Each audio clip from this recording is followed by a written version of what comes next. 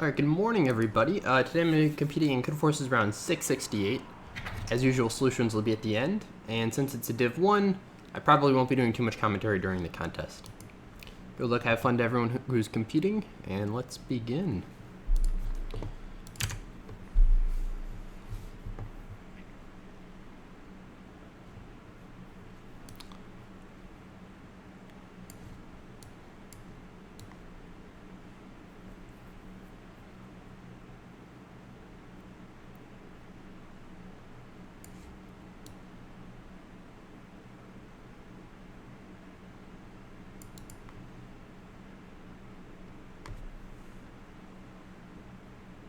K is even.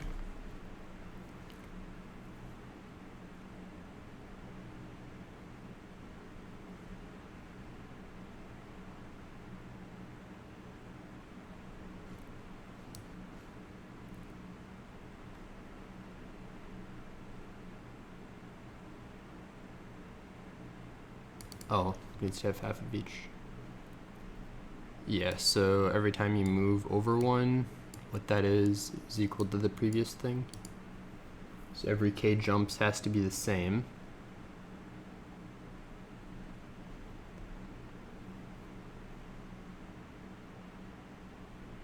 Then also you need like at least half of one, half of the other. Seems pretty easy.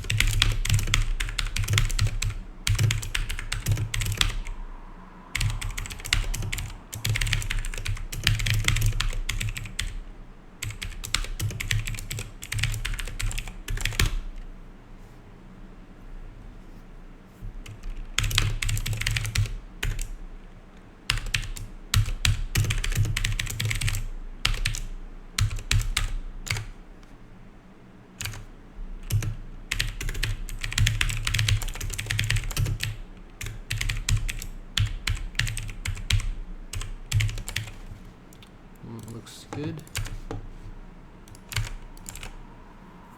Yes, yes, no, yes, yes, no, no, yes, no.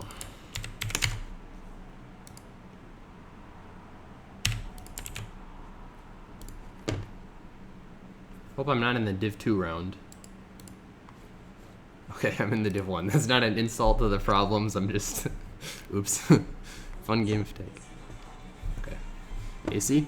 The game is played on a tree of n vertices numbered 1 to n. Recall that tree... Okay.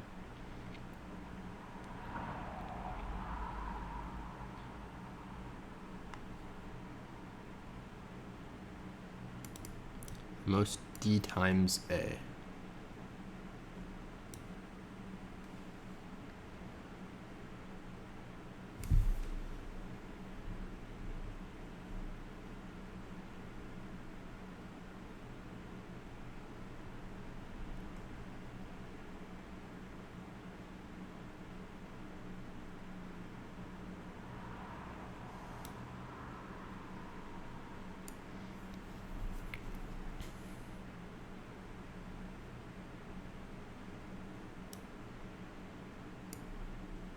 Oh, this isn't d times a. This is just some distance. Distance 1, distance 2.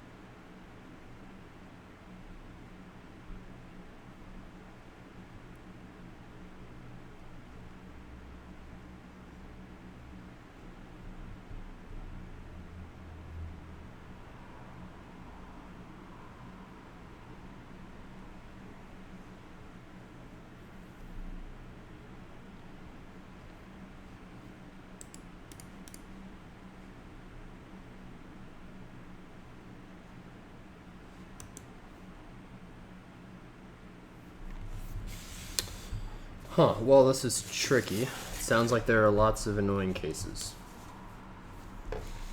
So let's just kind of start from scratch and consider when each person wins.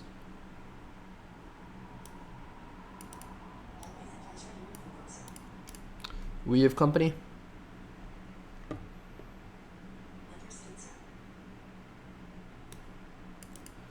Okay.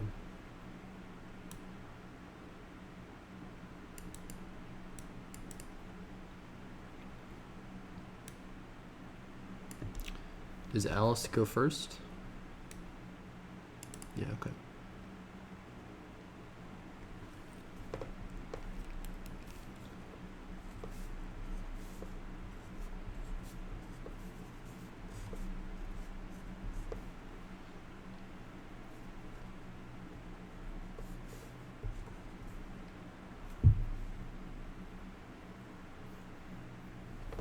So they don't start at the same position. Okay, so now if A equals 1 and B equals 1, then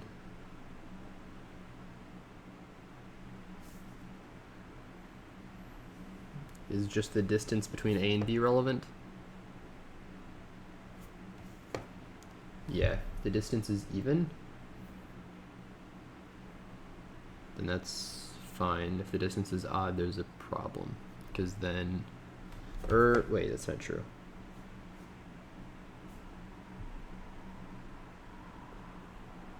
Well, then Alice wins, right? Always.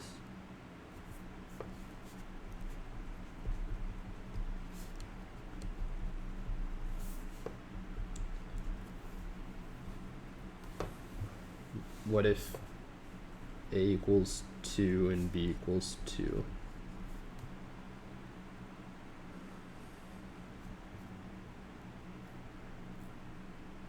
Then Alice wins again.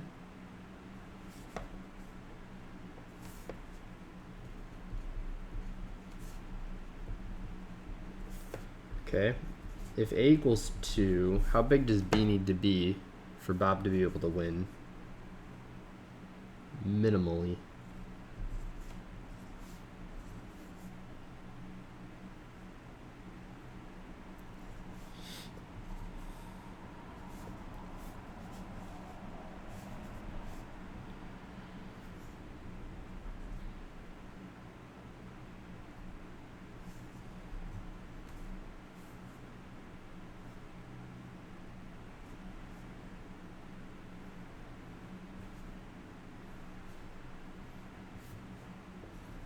Five?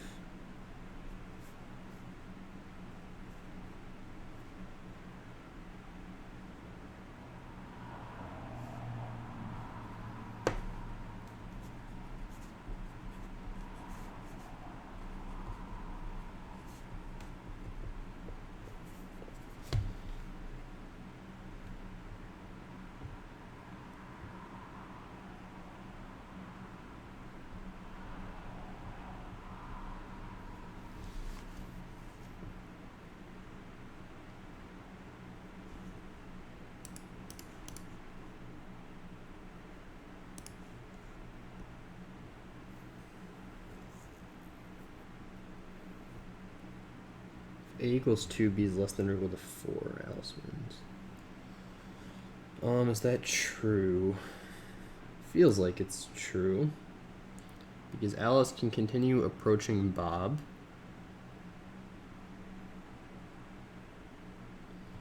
And then eventually Bob has to jump over Alice. Okay. So these last D, A, and D, B. So in this case, Alice wins, right? The 2 and 5, Bob wins. 3 and 3. Yeah. Okay. So maybe the 1 case is also interesting. Let's think about that.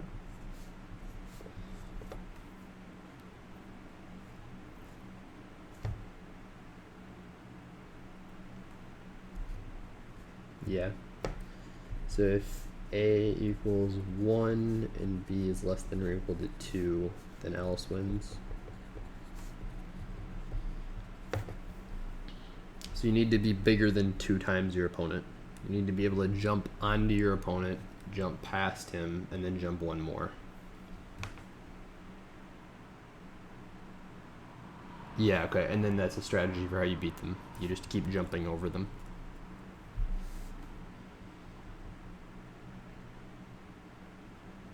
So now the question is just, can Bob reach a path that's long enough?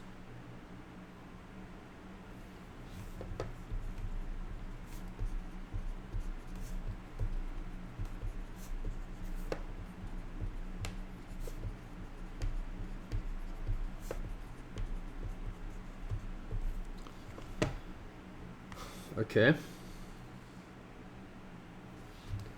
Under what conditions does Bob need to reach it?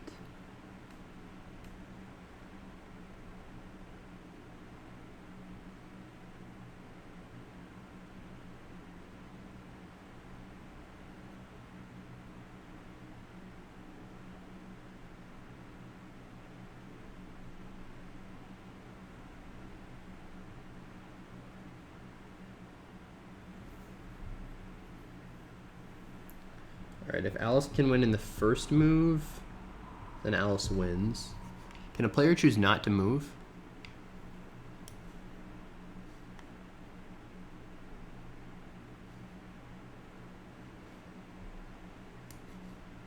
The player is allowed to stay in the same vertex. Nice. So... oh, wait, this is an epic problem.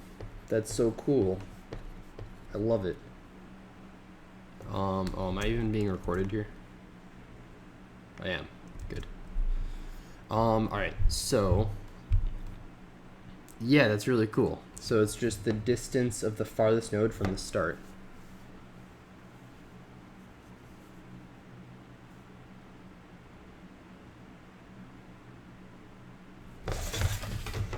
Oh, I love it. What an awesome problem.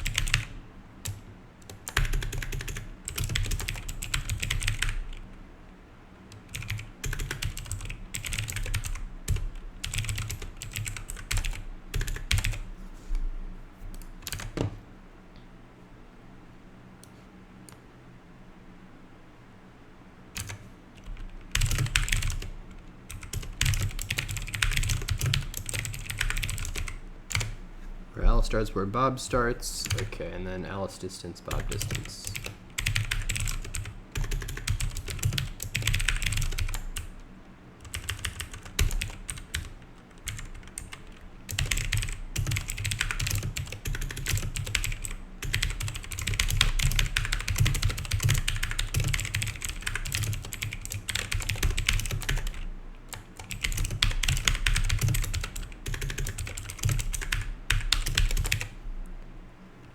Okay.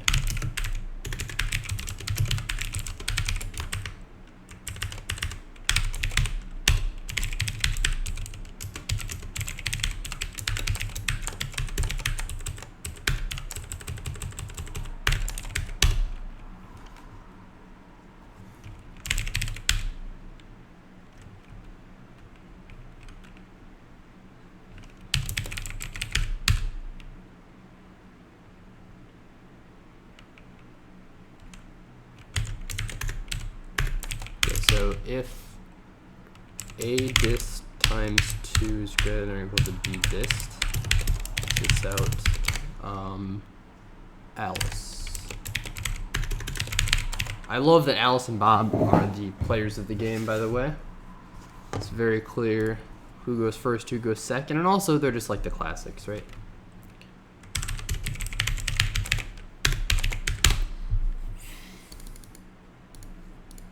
Okay, so now otherwise BFS.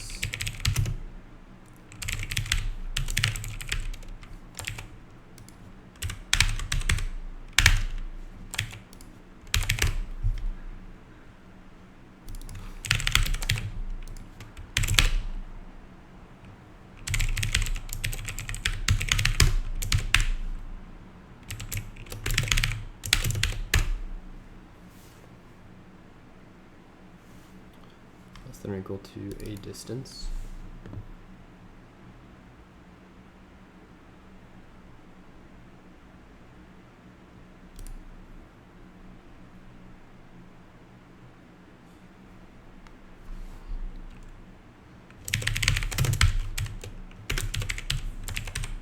Wait, this isn't true. Yeah, it is true.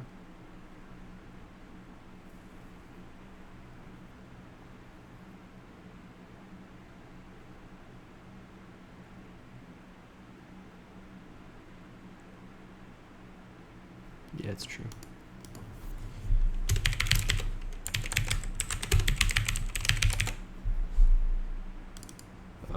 Alice wins here.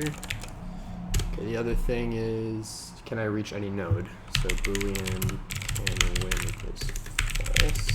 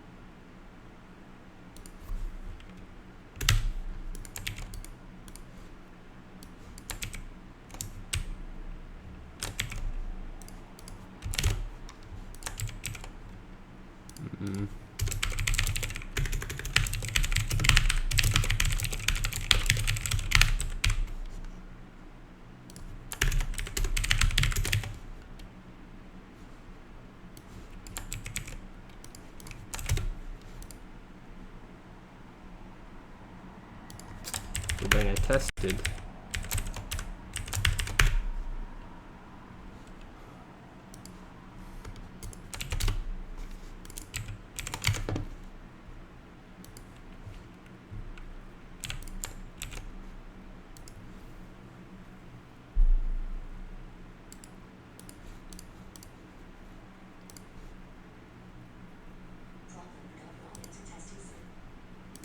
I'm gonna answer test 2, huh? Are a bunch of other people doing that? Some other people are.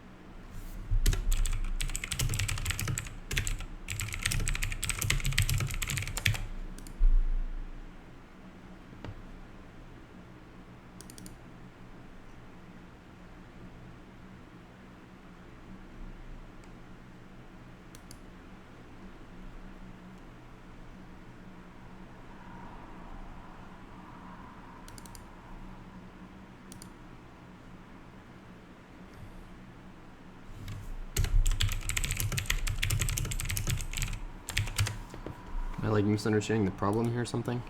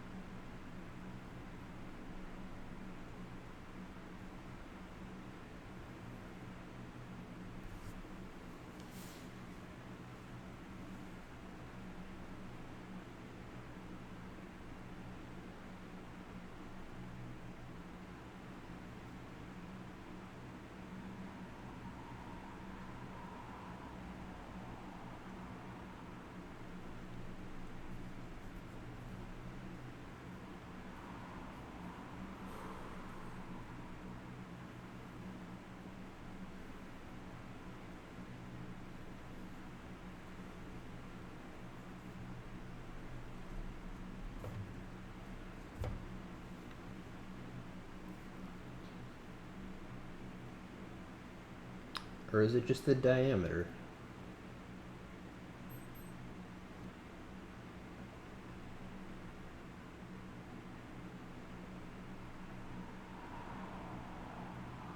If Alice can't win the first turn,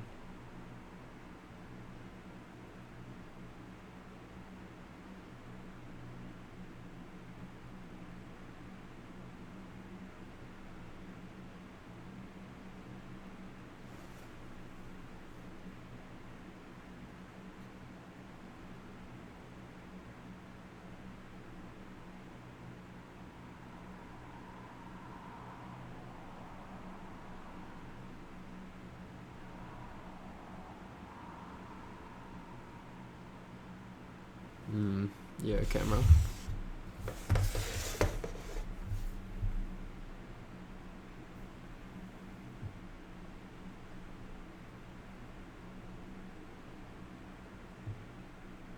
Then Bob gets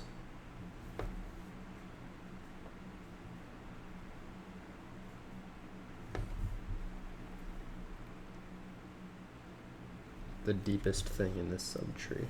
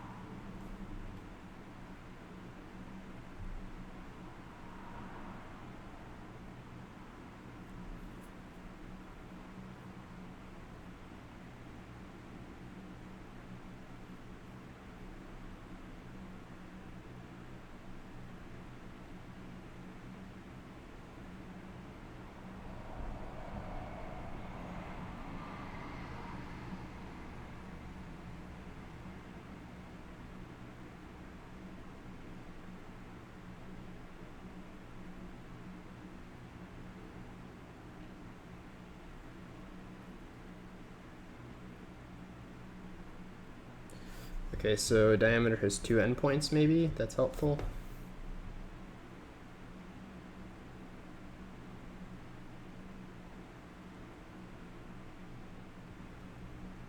You get like some really long diameter.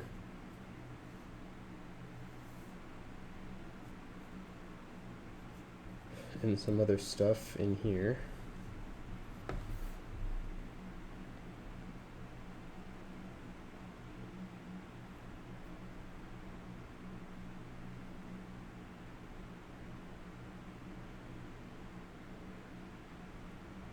Then Alice's turn, she can get to a bunch of places.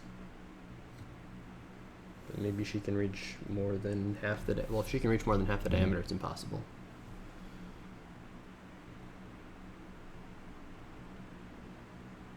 Is it just the diameter then? Let's guess it is just the diameter and see how would Alice play.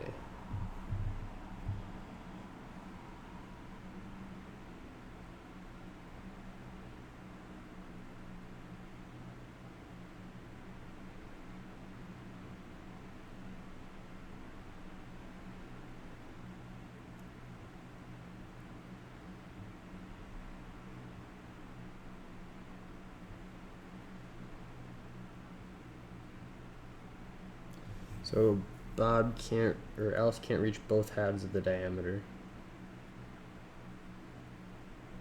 Which means Bob can either jump over Alice. Yeah, okay. Just the diameter.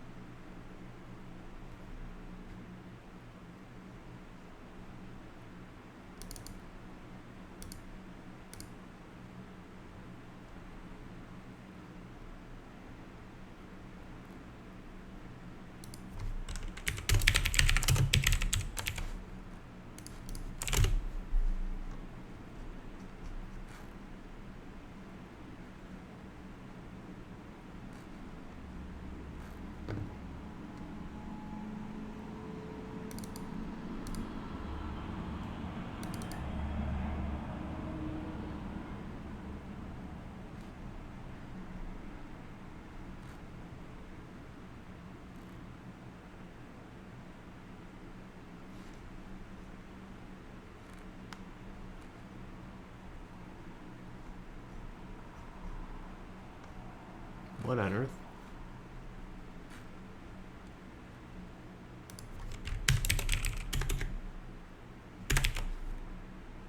Guess this should just be out probably then.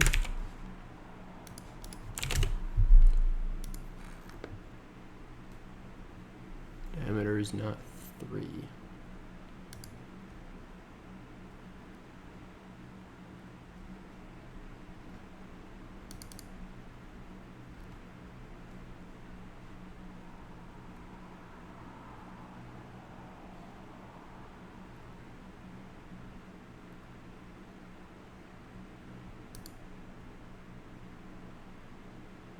What am I doing?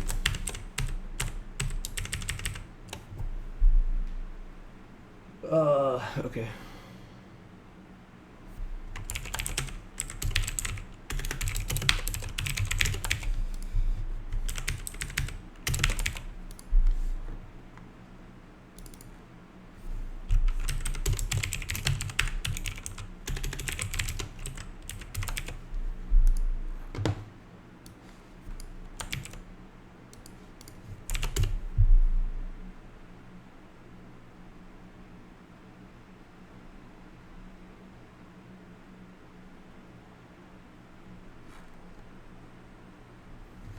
This is the diameter though. Okay, let's try the proof again.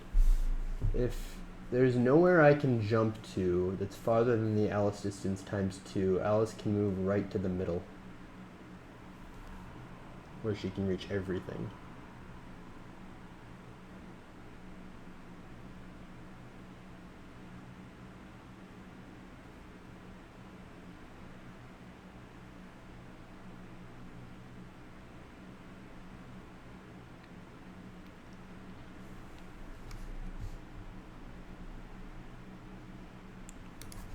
So I think this is actually right.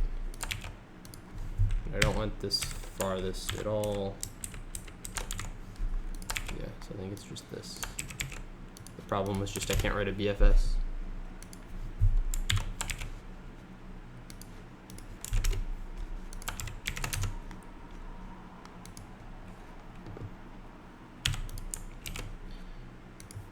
Man, I burned so much time on that and I solved it right away.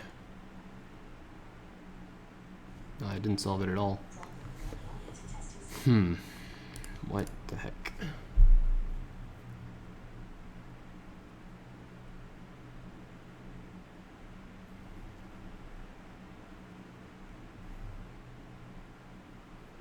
No, I just decided that. Okay.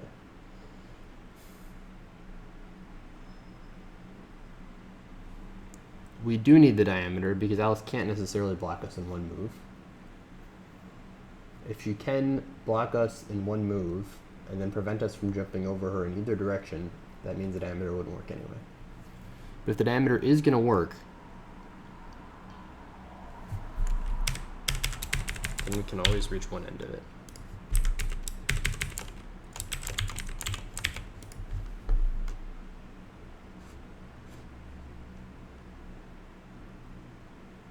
Yeah, so it's just the diameter that matters.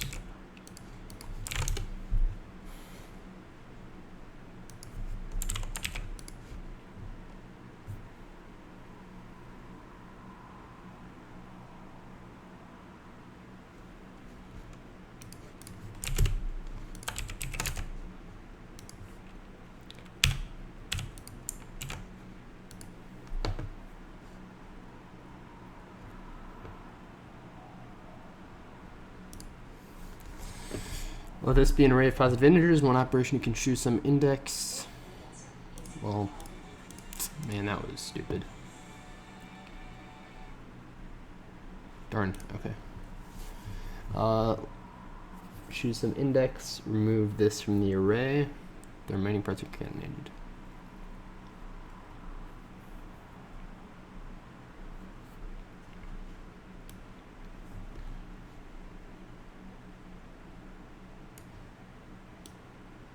Oh, so that its position equals its index. This is the maximum number of elements you can remove. You must answer Q queries after placing the first A elements of this and the Y elements by n plus 1. What would be the weight?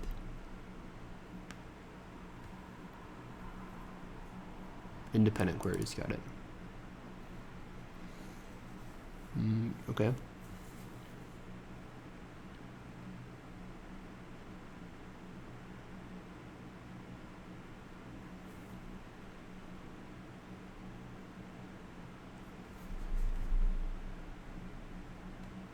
The first thing to be removed in the array has to match its position. Then the next thing has to match. Yeah.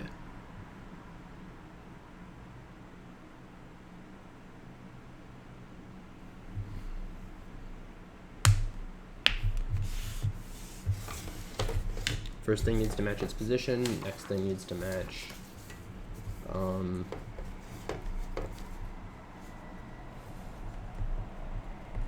so I guess like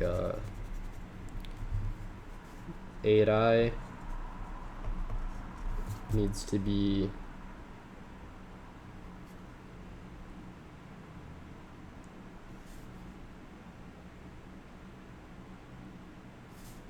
less than or equal to the position. It's got to be less than or equal to I. It's got to be greater than or equal to I minus scene. If this is the case, then scene plus plus.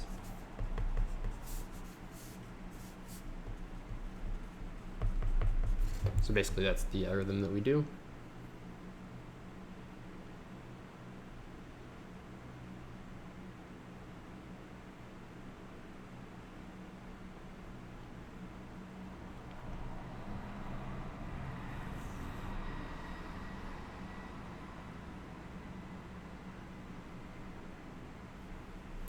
Queries are offline, right? Yeah, queries are offline. So we'll process the queries at the right endpoint.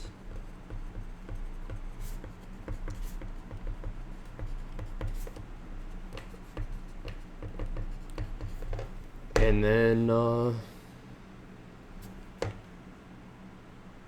is all one?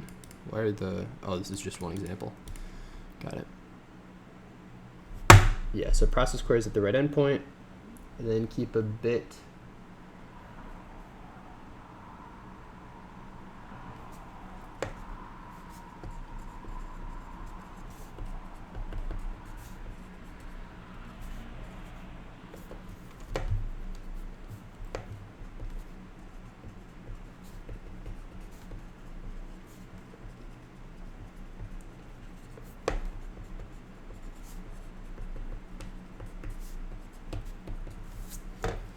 so this bit will be decreasing.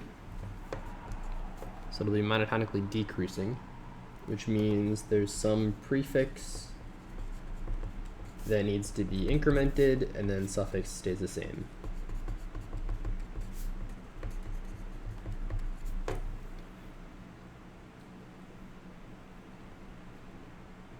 Yep, that's the answer. I think that's a pretty easy problem. Let's do it. It's a cool problem though, I like it.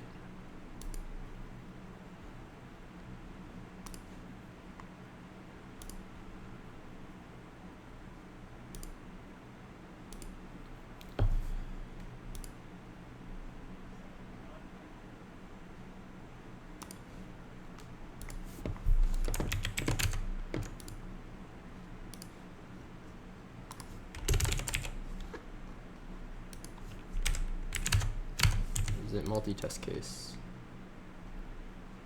No.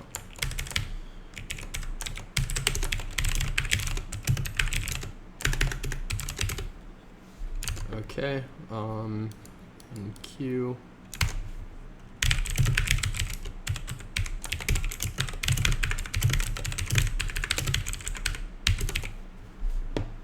Okay, then query.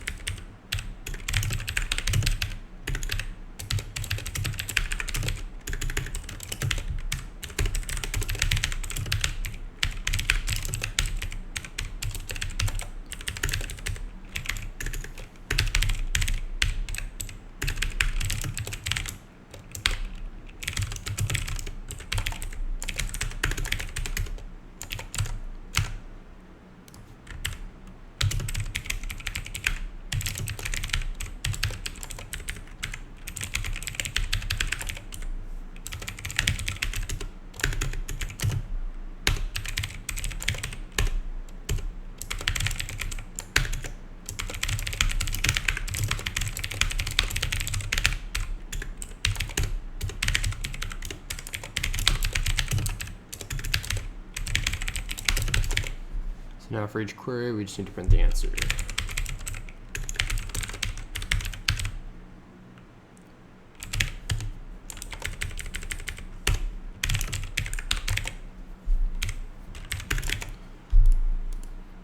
Okay, so now we just need to answer them.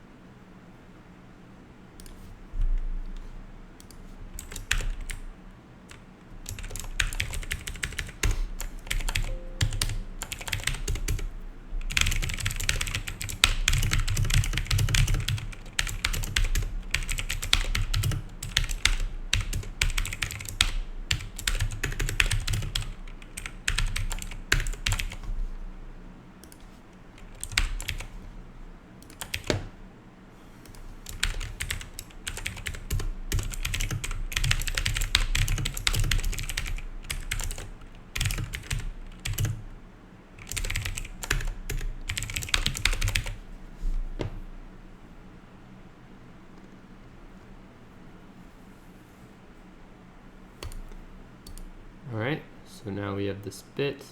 So now for each position, we need to do some stuff, right?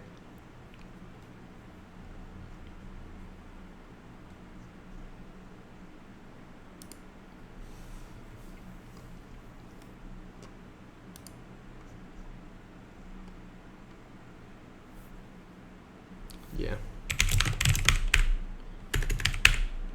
R equals 0, R is less than N of this plus.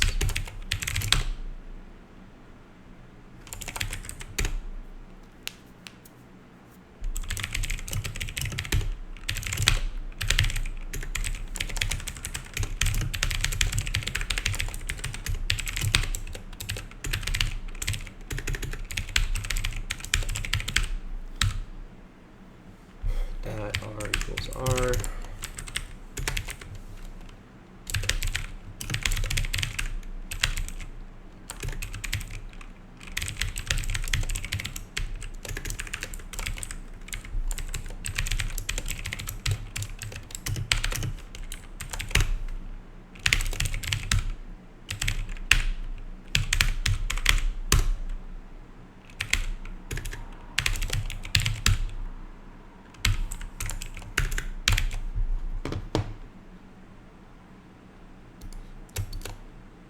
So we set the answer. Okay, now we just need to add this R. Yeah, okay. Min equals -1.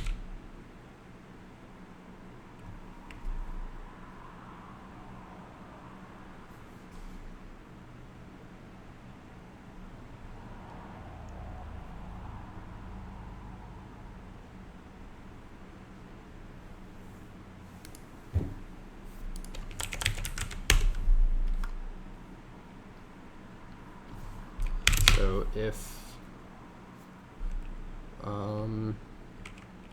8R is greater than R, or 8R is less than R plus bit dot point query 0,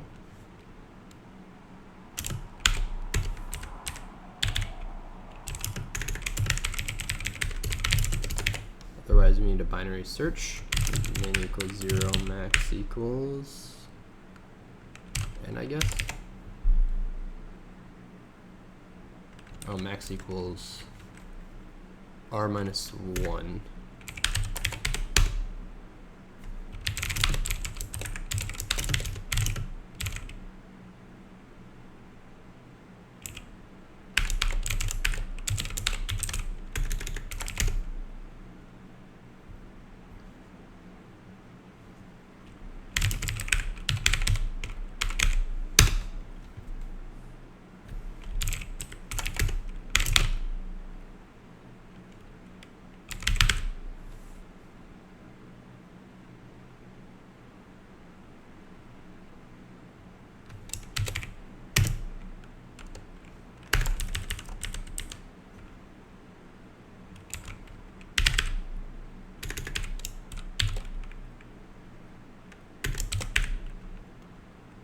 greater than or equal to r minus the result, and it's less than this.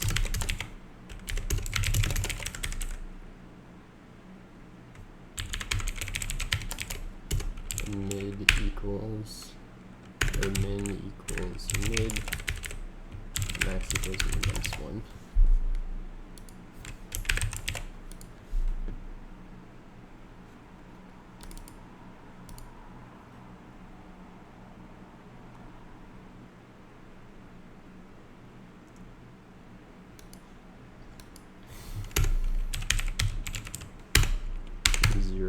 To min 1.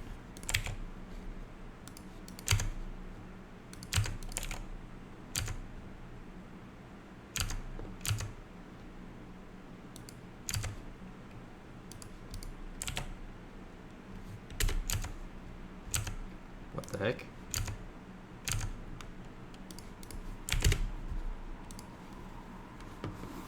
Okay. Why?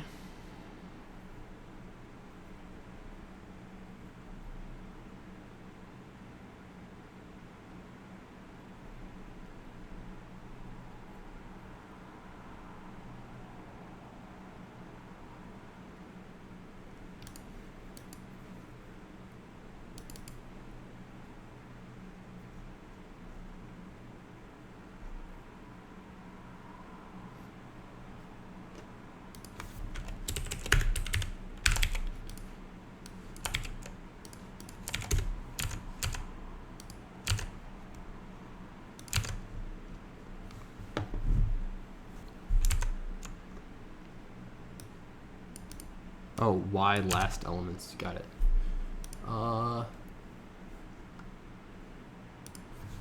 N minus 1 minus this. The last 0 elements would just be, yeah, first, okay.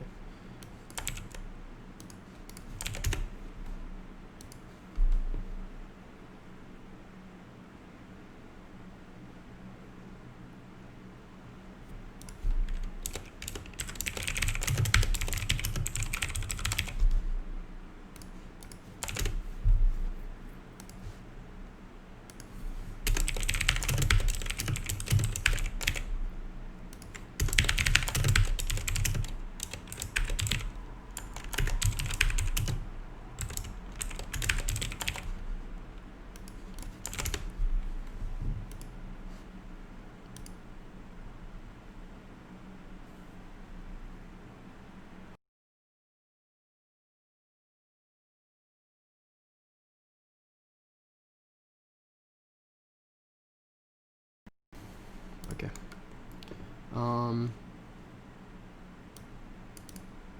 That means this doesn't match this.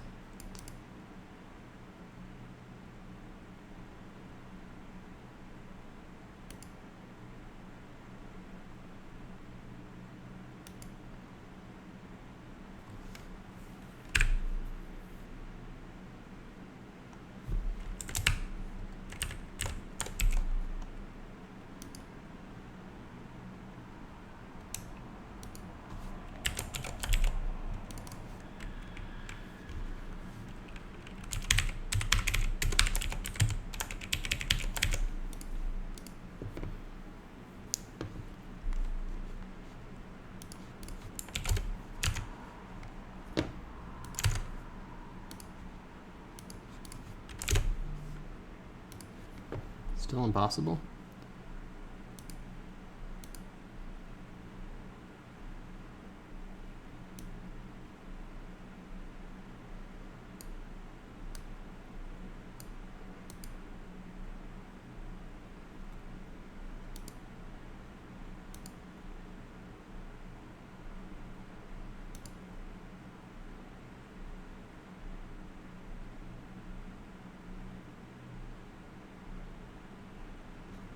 Oh.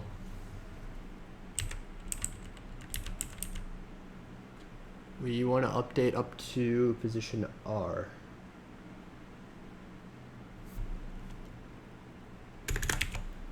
R is the left endpoint.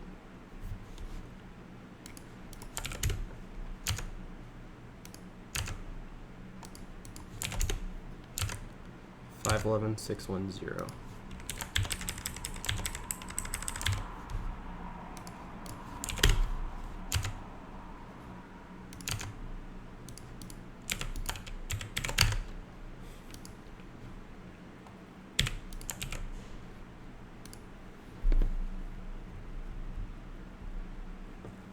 Am I doing print writer? I am.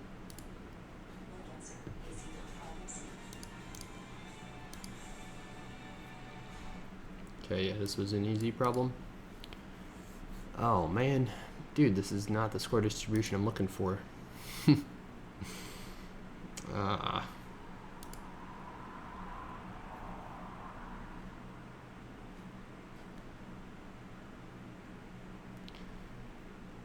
Huh, okay, well, alright, so I guess there's a possible for me to do really well here. If I can get D or E, then I'm like amazing.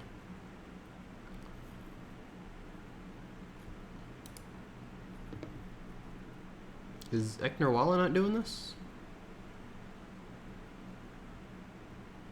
Uh-oh, this looks like a problem.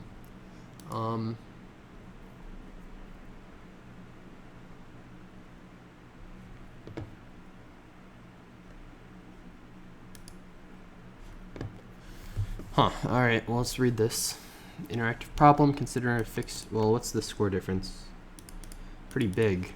Oof. Yeah, maybe.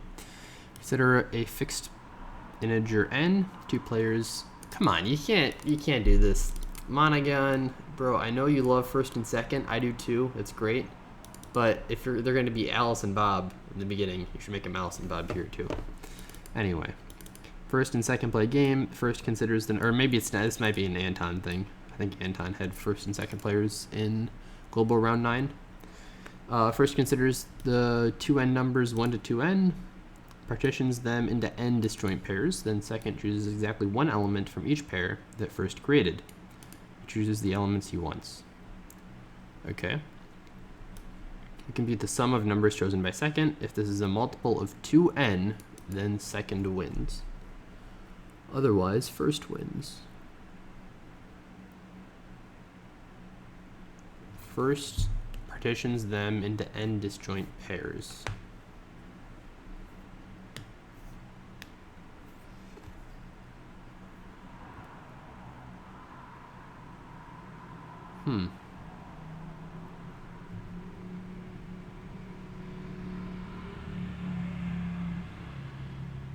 Oh, the classic. Okay.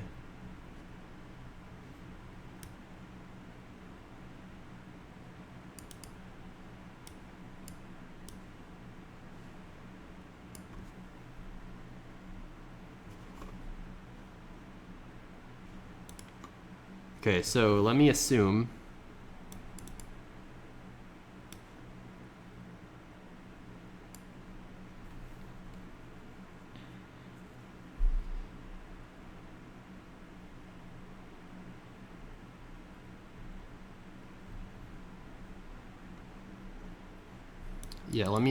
that, oh, I just want to ask, man.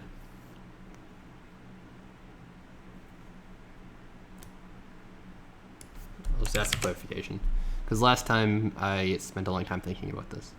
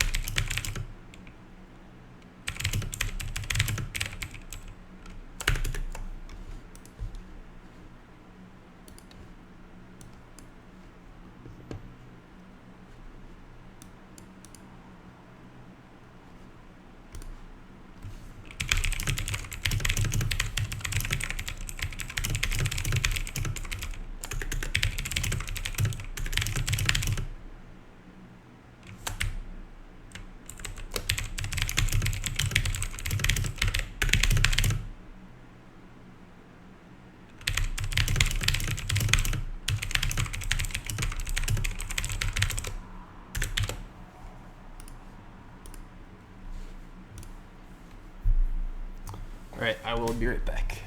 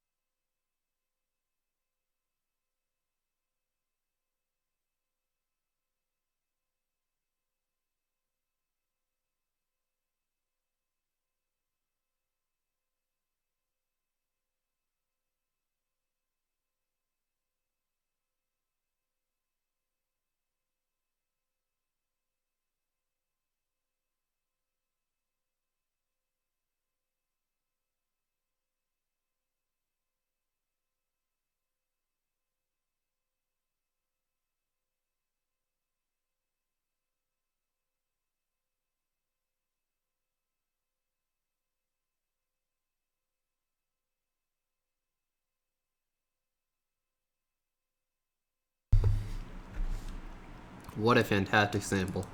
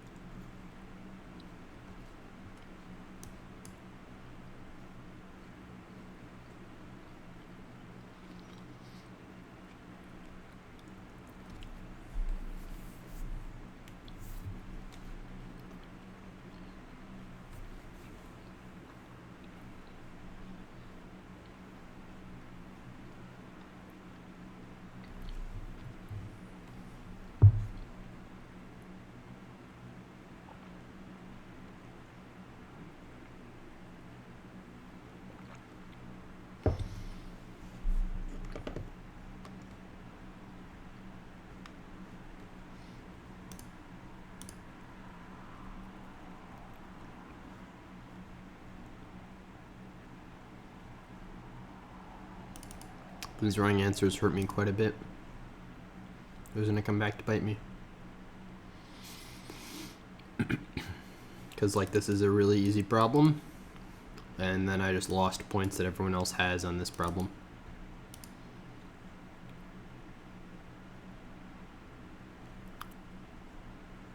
The moral of the story is learn how to write a BFS.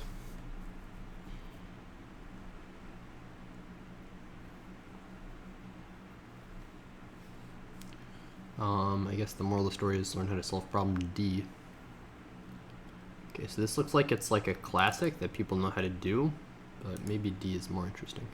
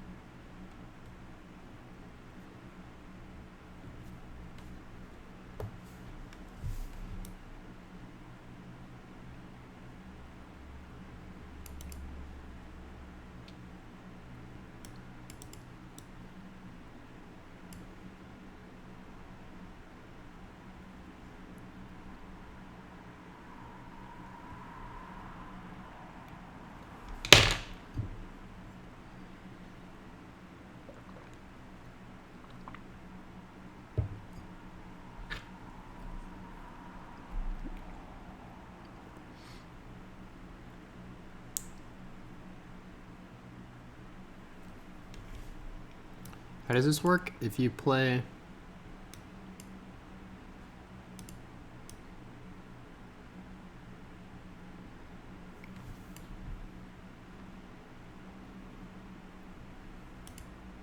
so there's some integer n, split them into a bunch of pairs, then second chooses exactly one pair. Okay.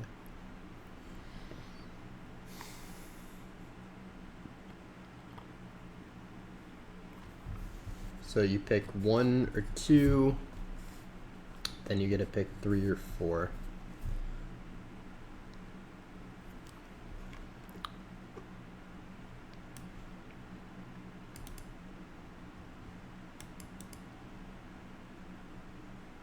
Then second chooses the pairs that he wants and wants it to be a multiple of 2n.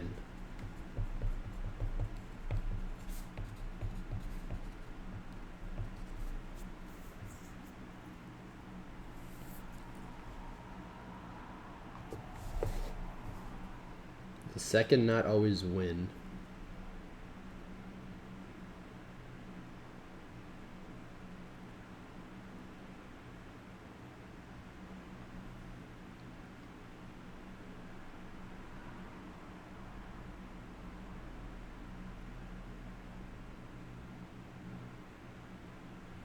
Wait a minute, you could do 1, 3, 4, 2.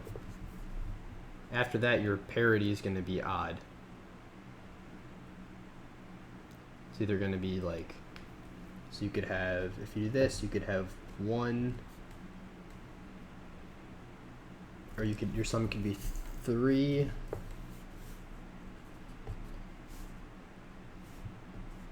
5, 5 again,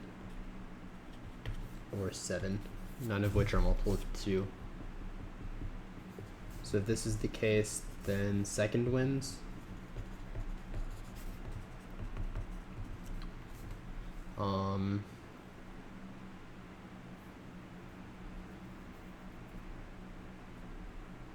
Otherwise, I suspect it's always possible.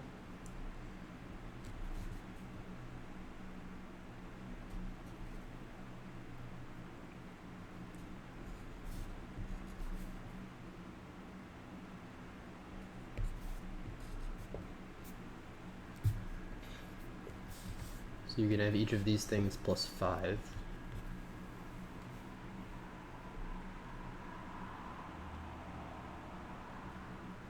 You want to get a multiple of 3. 5 plus 5 is 10. 3 plus 5 is 8. 7 plus 5 is 12.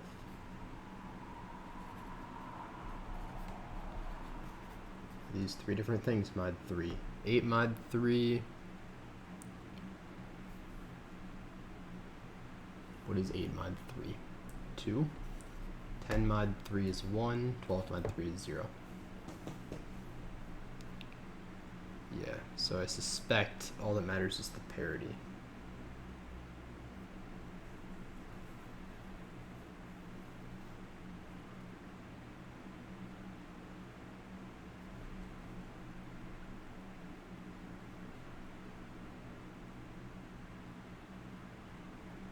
It's kind of like knapsack.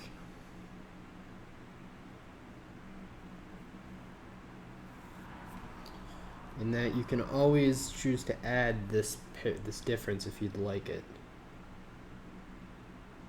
You can choose to add the difference or not.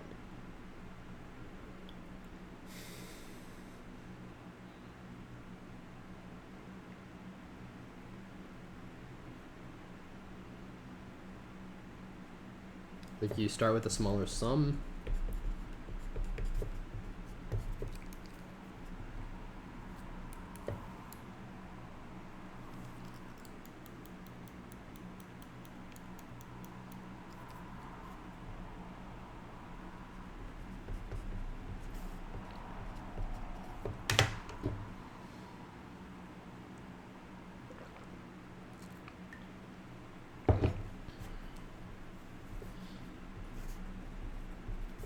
Then you can add the difference at each step.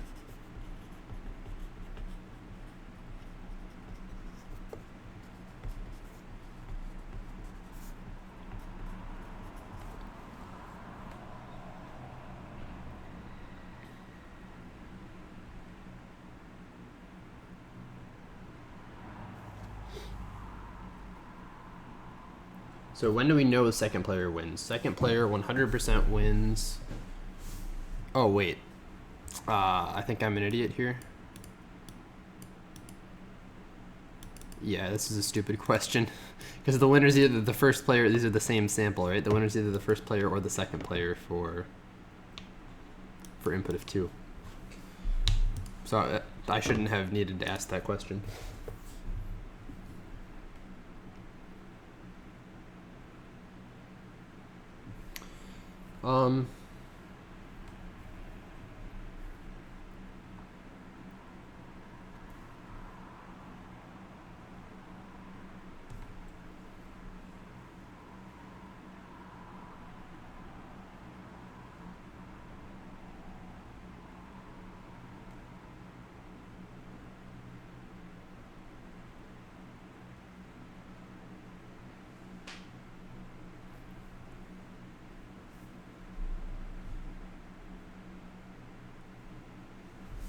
N 10 to the 5th, 5 times 10 to the 5th. That breaks some bitwise shenanigans.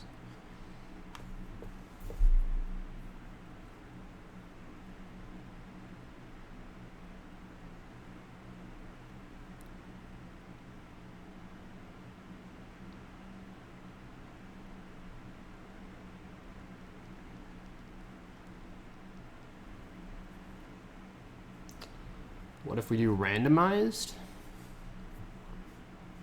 We do the first a whole bunch randomized, and then we do a DP for like 10 of them. Or we can even shuffle. We shuffle for a whole bunch, shuffle them, then for the last like 20.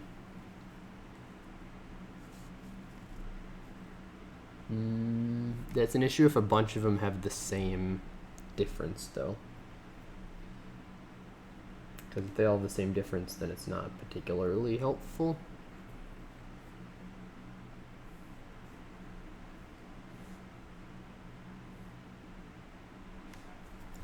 So if n mod 2 is 0, and I guess this is just an n mod 4 thing, right? So if n mod 4 is 2, then it's impossible.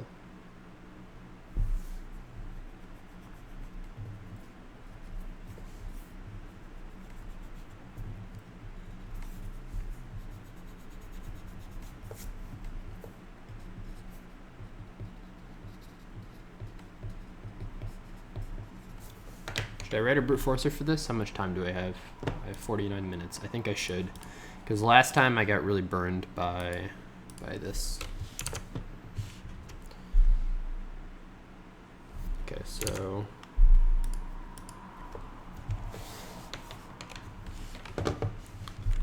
static boolean possible.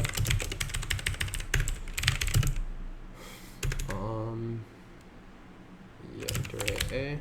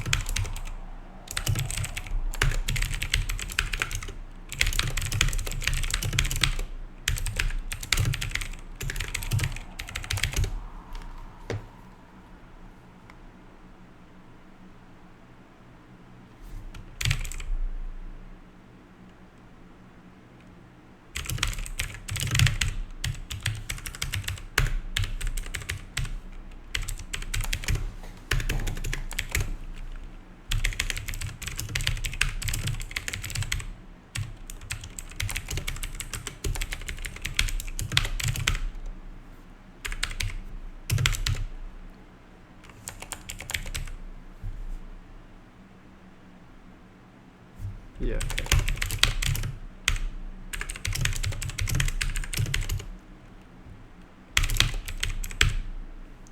If A at I is okay, if used at A of I,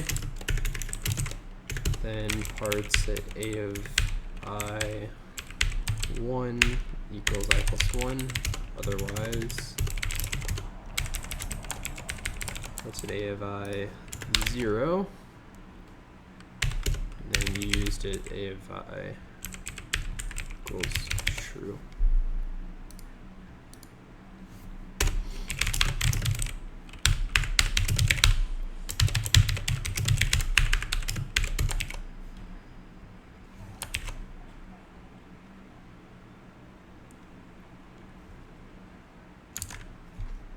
It's the array 2n. Okay. Got it. Wait, it's got to be divisible by 2n. Yeah. Right. Sum equals 0. Warrant I equals 0. I is less than n. I plus plus. If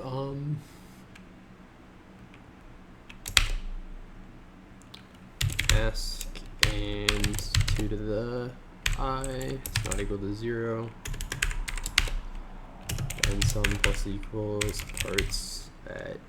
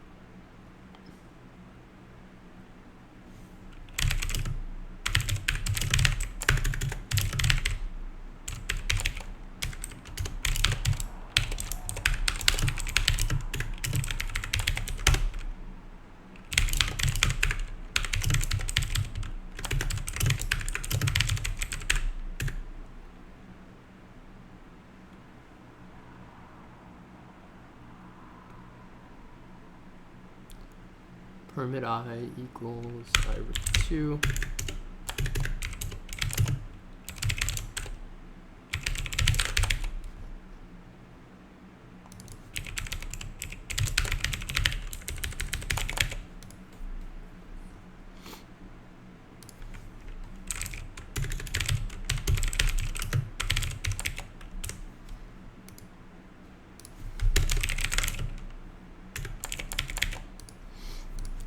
Okay, so for and I equals 0, I is less than 15, I plus plus, let's say less than 20 actually. Okay, and for and times equals 0, times less than 10 to the 6, times plus plus, array equals get random array of n.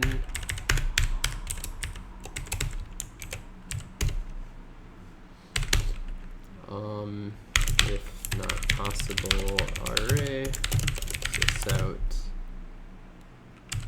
n plus 2.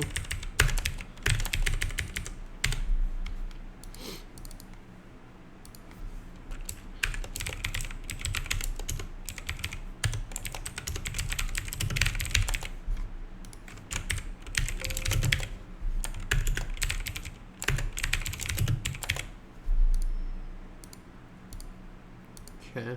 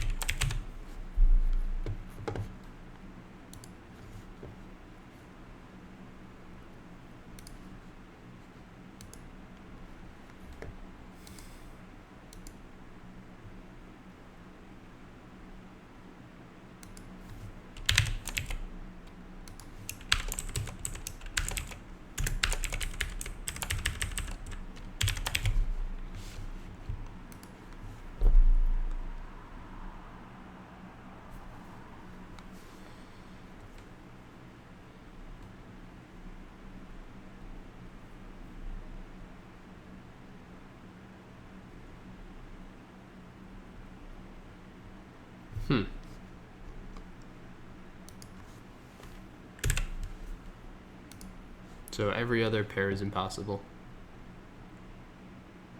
Good thing I wrote a brute forcer.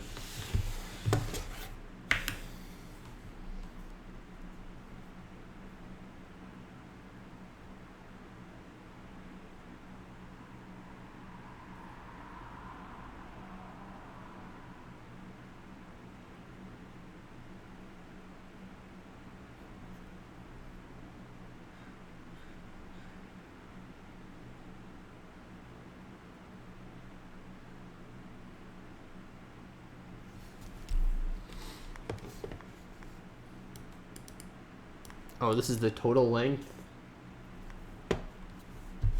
We know n is even. Yeah, wait, this isn't helpful at all because we know n is even. So if n mod 4 is 0, if the total number of things mod 4 is 0,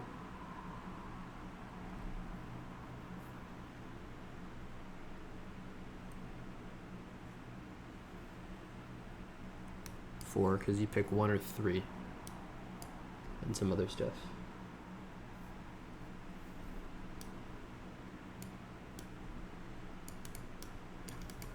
Yeah, okay.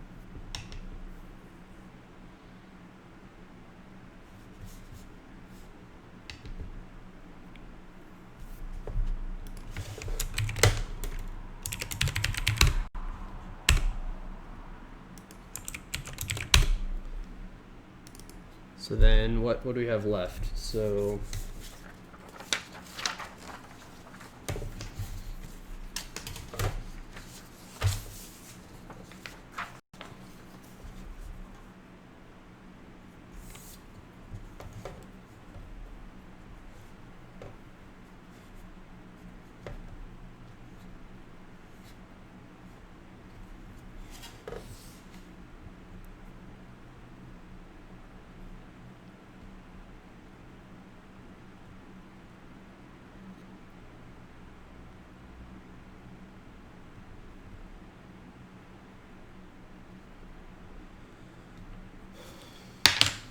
I'm worried about the randomized solution getting broken by system tests.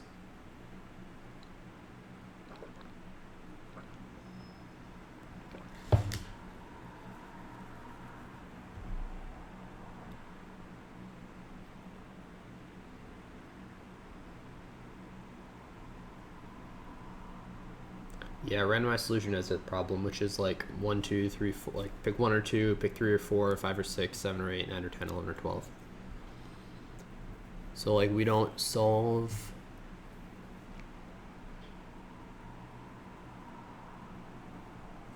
really solve that problem at all.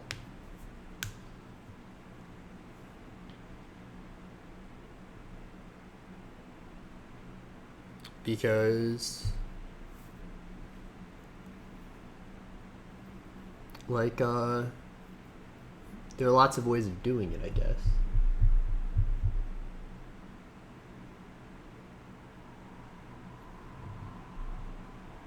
But it's not evenly distributed.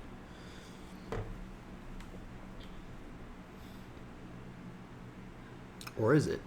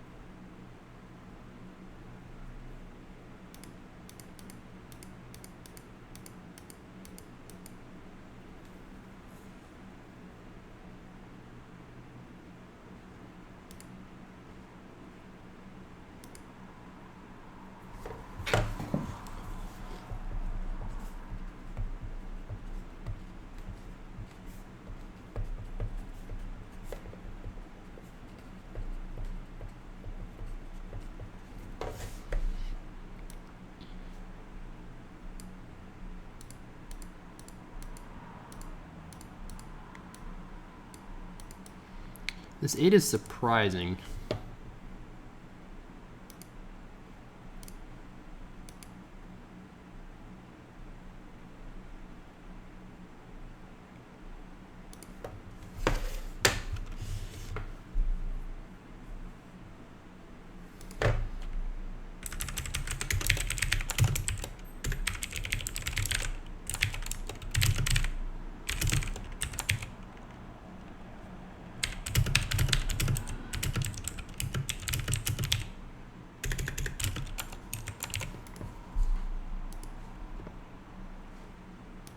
This is possible. There are other things that aren't, though.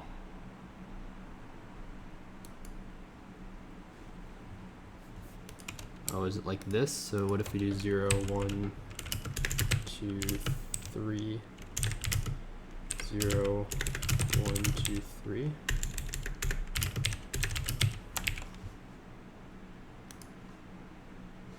That's not possible. Why not? So this is, we get a multiple of 4. So that's 1, 5, 2, 6, 3, 7,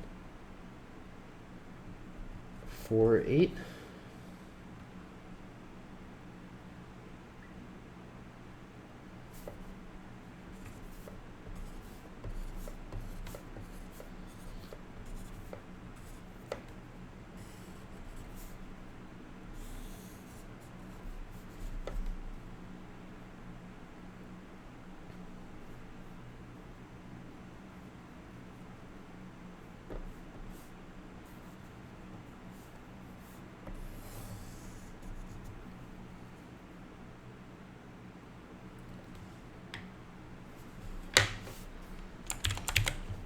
I guess let's just try this.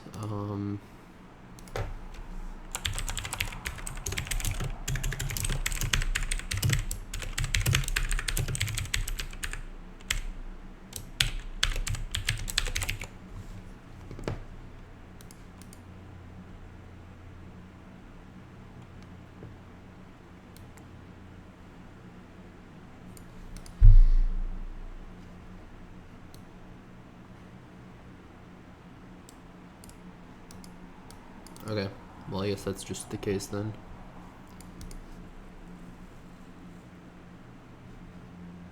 Proof by it being true.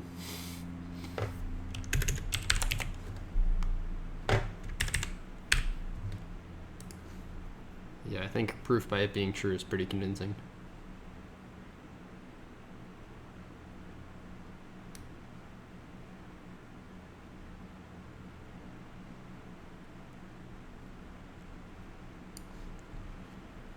This is only 2 to the 15, so we can go bigger even, but yeah, proof by it being true is very convincing.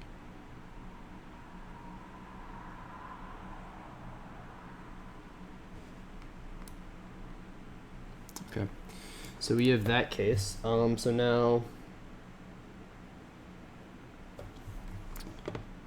well, in order for them to write this problem, they needed to find a good way of breaking it. Okay. Anyway. Yeah, the checker for this is interesting. I wonder how they did the checker. Maybe the checker is the solution to the right part of the problem. So if we know it's possible,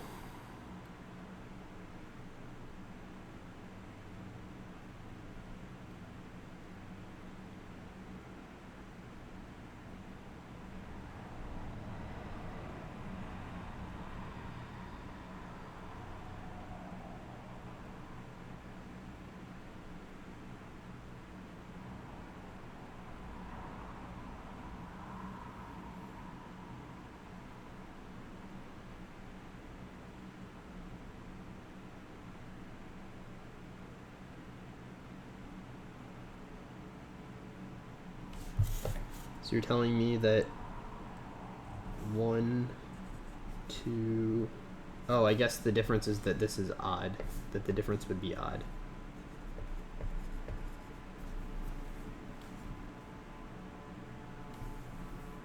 All of these have an even difference.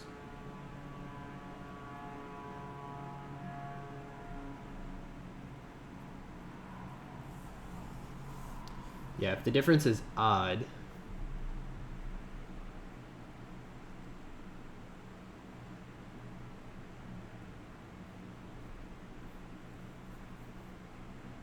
oh, is this like an extended Euclidean thing? So if the difference,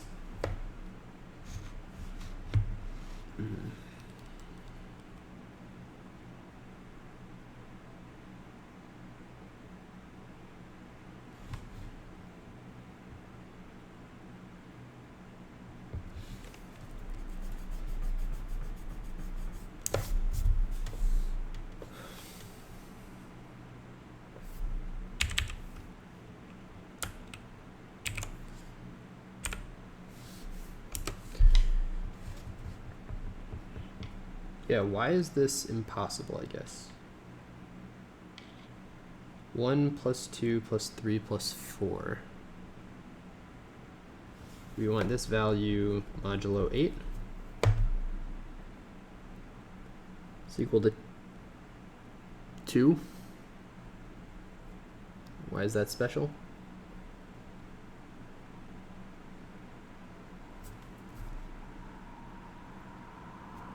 Modulo 8 is not equal to 4 or 0. Okay, 1 modulo 2, well that's odd, so it doesn't matter. Okay, so we look at 1 plus 2. Yeah, we don't want this mod 8, we want it mod 4, really. So 1 plus 2 plus 3, mod 4. Well, 1 plus 2 plus 3 is going to be n times n minus 1 over 2, which is equal to, we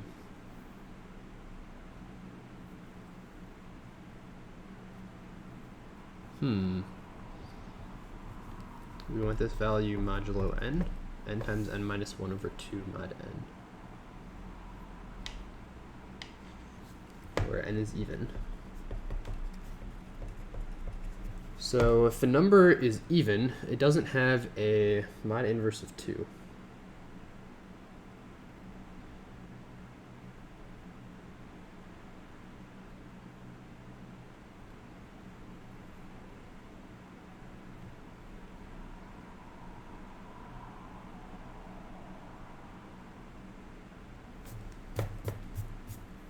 This is never 0.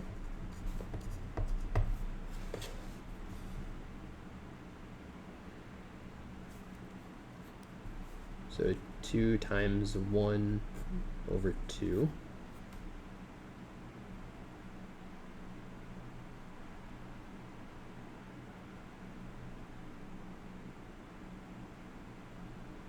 Or 2 times n plus 1. 2 times 3 over 2 is equal to 3. Modulo 2, okay. Then if we have the next 2, we would have 4 times 5 over 2 is equal to 10 mod 8, which is fine. Or mod 4 is what we're interested in. 10 mod 4 is fine. Okay, 6 times 7 over 2 mod 6. 6 times 7 over 2.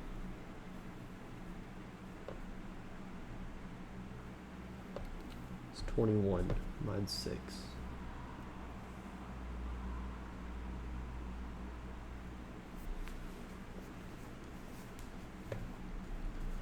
This is equal to 1. This is equal to 2. This is equal to 3. Yep. That's kind of wacky. Does the pattern continue? 7 times 8 over 2 mod, no,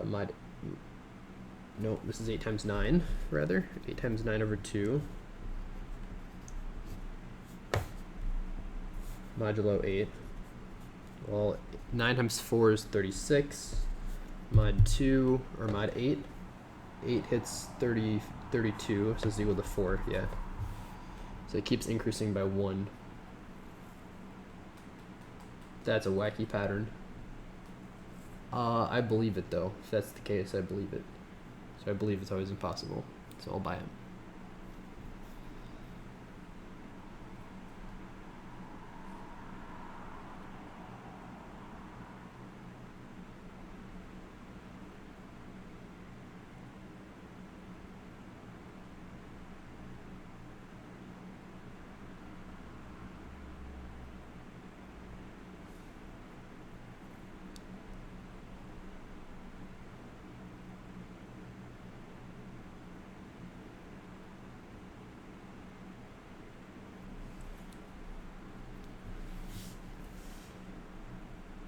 Can we pair up odd numbers? Wait a minute, is this like a... Whoa, I may have just had a super big brain moment. Whoa. Whoa, hang on a minute. Alright, so if they're all...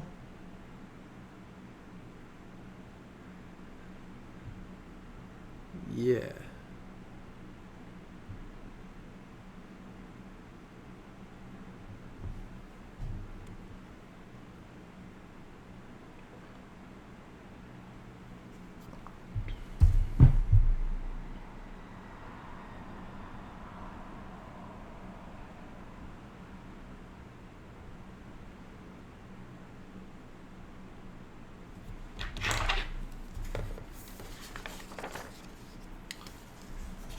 This might be kind of crazy.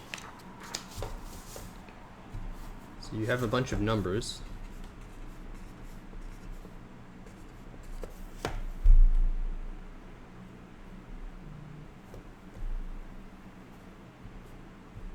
You have 6 of them, really? Or you have 6 pairs. So you have 3 pairs. So now you have one pair that's odd.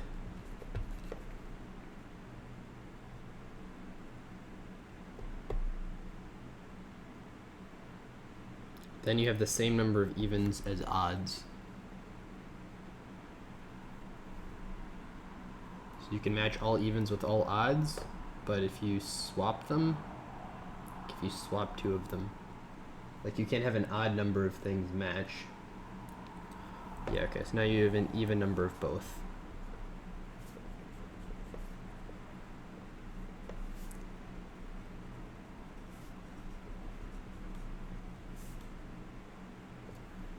You have an even number of even differences. You also have an even number of odd differences.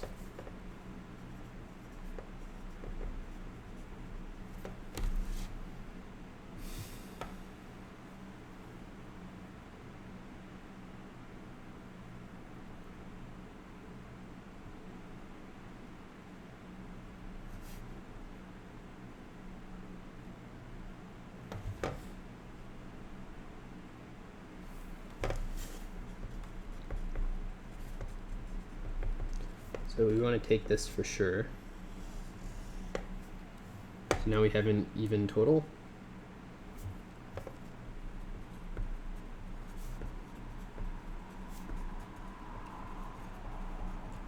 We have some even target that we want to hit from these.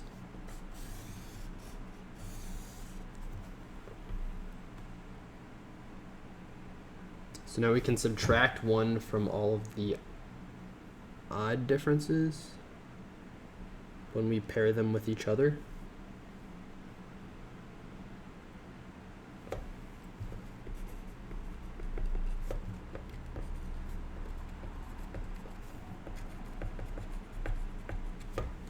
If we pair the odd differences up with each other and also the even differences,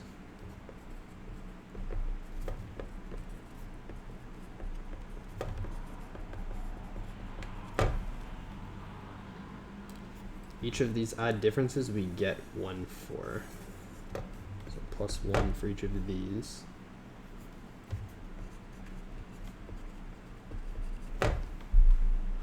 Now do we have the same problem recursively?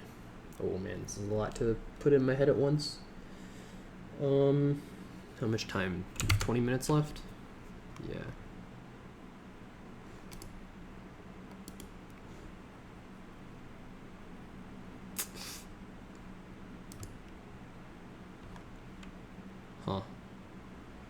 Darn.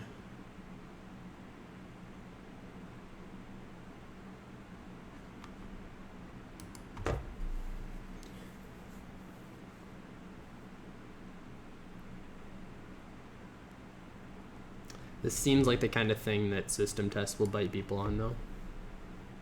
Maybe.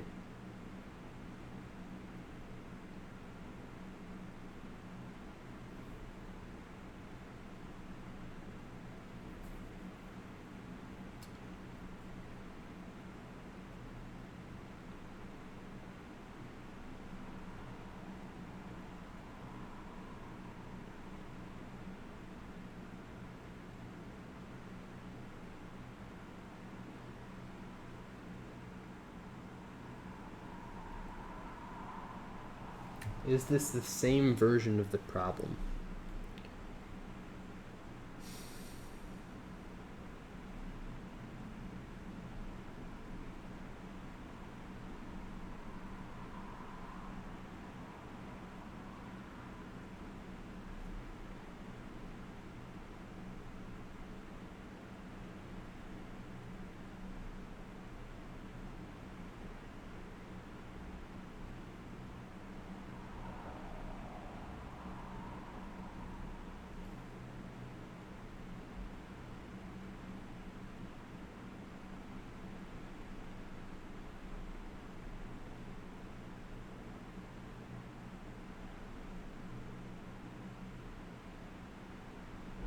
We might have the same difference twice.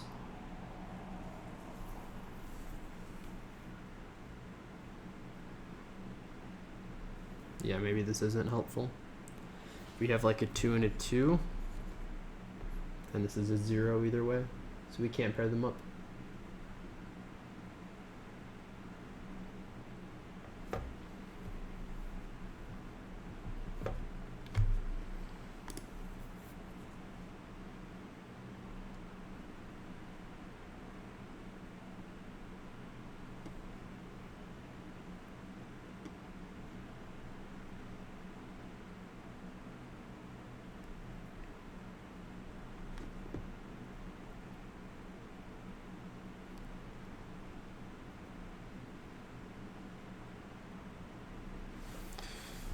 So it's always possible. The question is why? Can we make a construction for it?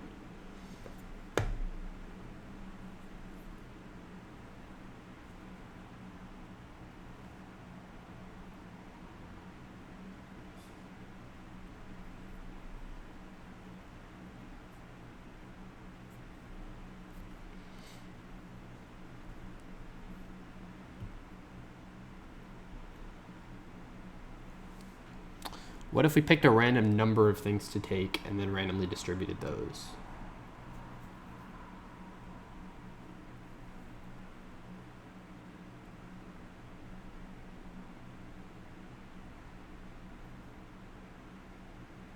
And then did the smallest 30 brute force? How much time do I have? I have 18 minutes. Ugh, this is quite the trade-off here.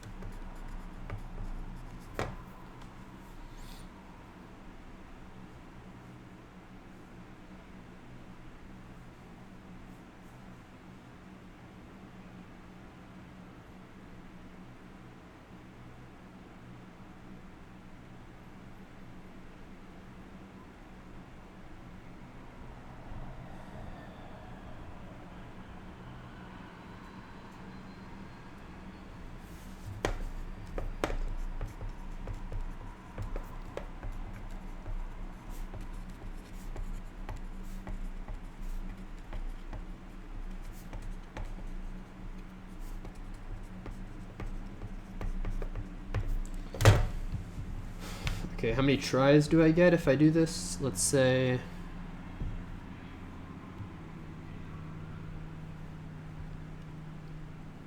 Let's say this is maybe equal to 1,000. Order 1,000. I can try probably 500 random values of random things to take.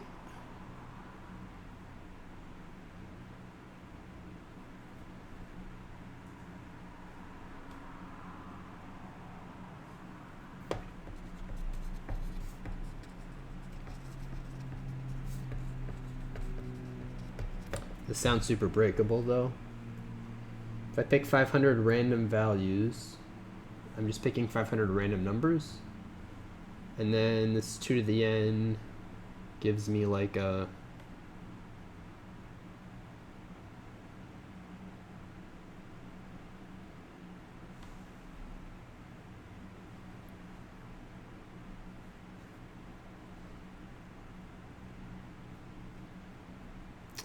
wait, is this like a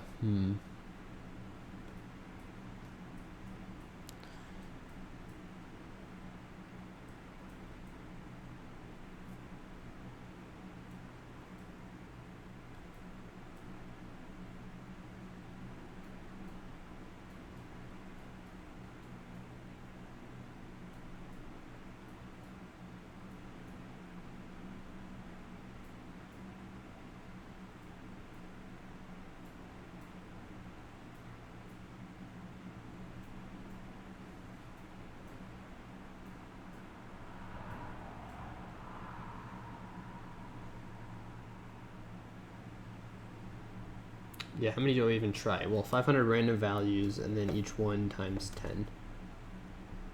Times 20 even. So that's only like 2,000 numbers that I could ever hit even, maximally. So I'll probably miss the right answer.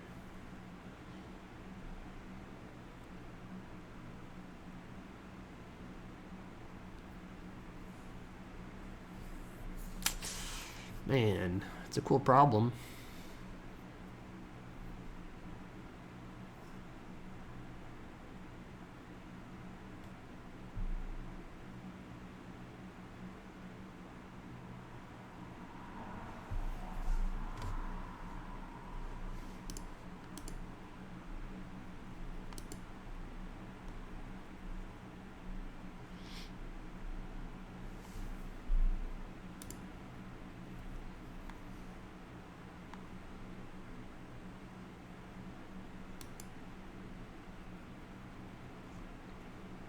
Uh-oh. Rainbow is in Div1. That's a problem. Oh no. Yikes, man. Rainbow has a crazy strategy, which is he always, little shrimp, he always does the hardest problems first, which results in either like him solving 0 problems in a contest or him solving all of them. Like, look at this. Look at this craziness. He solves them backwards, right? So either he'll get stuck on this one with a wrong submit and get no problems, or if he gets this one, it kind of like is like just a cascading success. Because like, you know, if you can solve these hardest 3 problems, you'll probably be able to solve all of them. But now he is Div1, and that strategy works much worse. It also results in like the random graph. Whale Vomit? Who is Whale Vomit? What a name. Melodic from CMU. Huh. Cool. Alright, am I going to lose red here? Probably not, but it'd be nice to solve this problem, huh?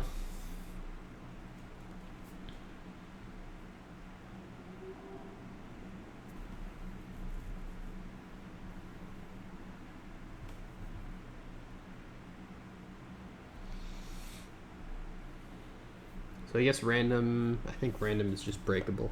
I don't think, like, it's, the distribution is not good. Unless there's some way to do random smart, but I don't know how you would do that. Because it's like, I guess it's knapsack, but there are things you can abuse with it. It's a simpler version of knapsack.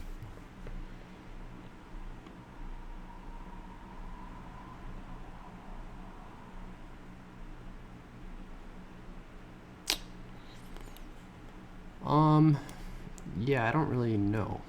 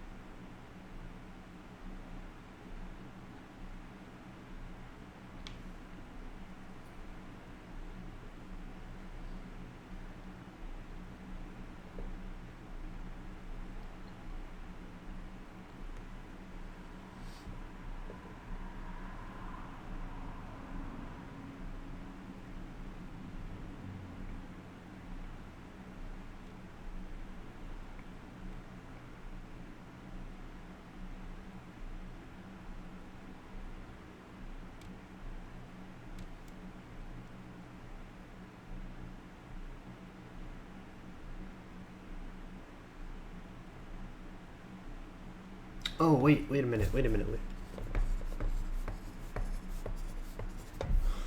We get a difference here, right? So we have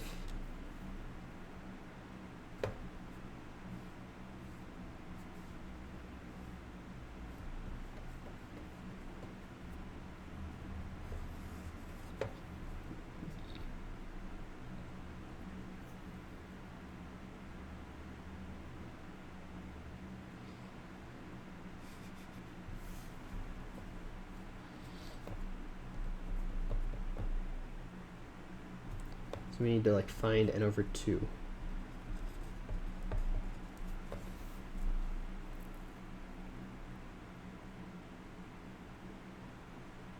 Yeah.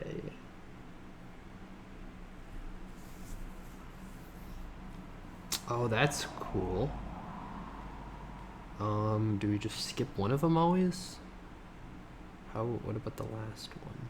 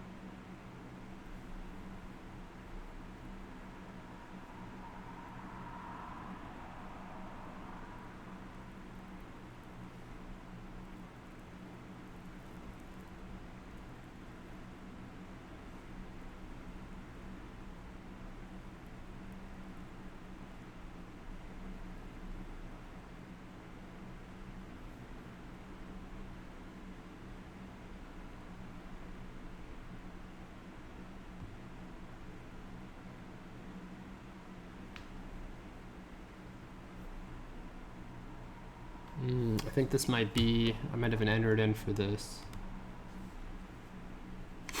Too late though. Entered in is probably also too slow.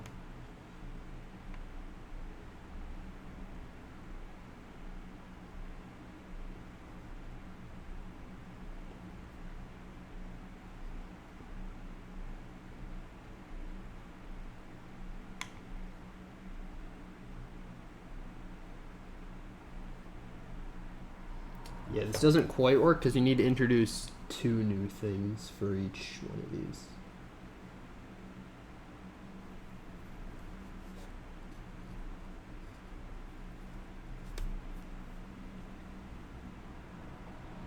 It's not really a solution.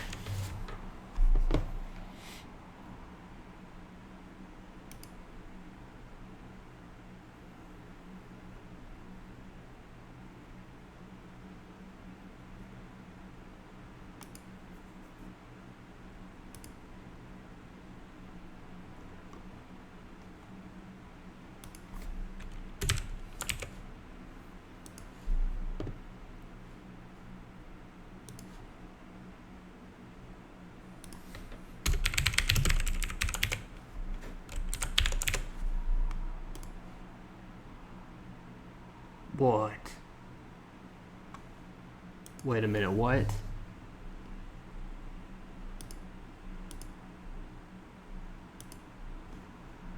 Hold on a minute. You're kidding me. Wait. Are you telling me they're all possible? It always works? No matter what you pick?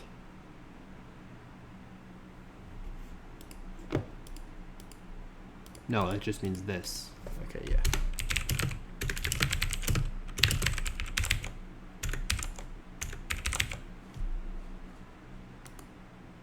Yeah, okay, good.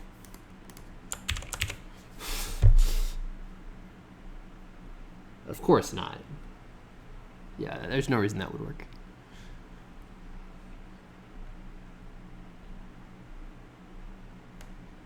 So how do we do this knapsack better?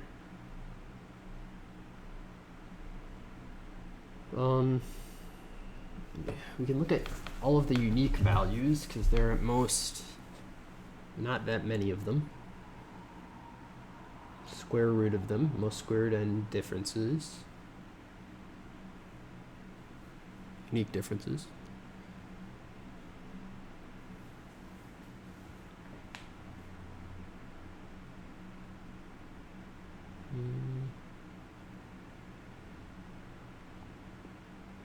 Is that true? There might be order n actually.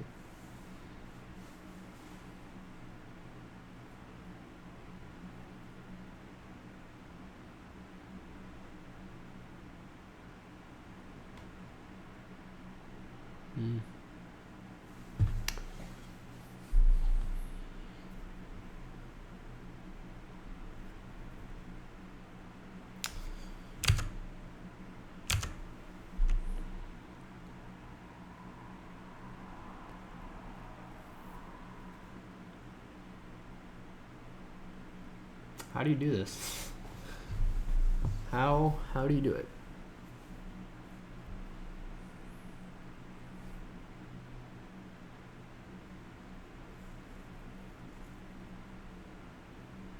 If it turns into a simpler version of itself, that would be really cool, but I don't see how that would work.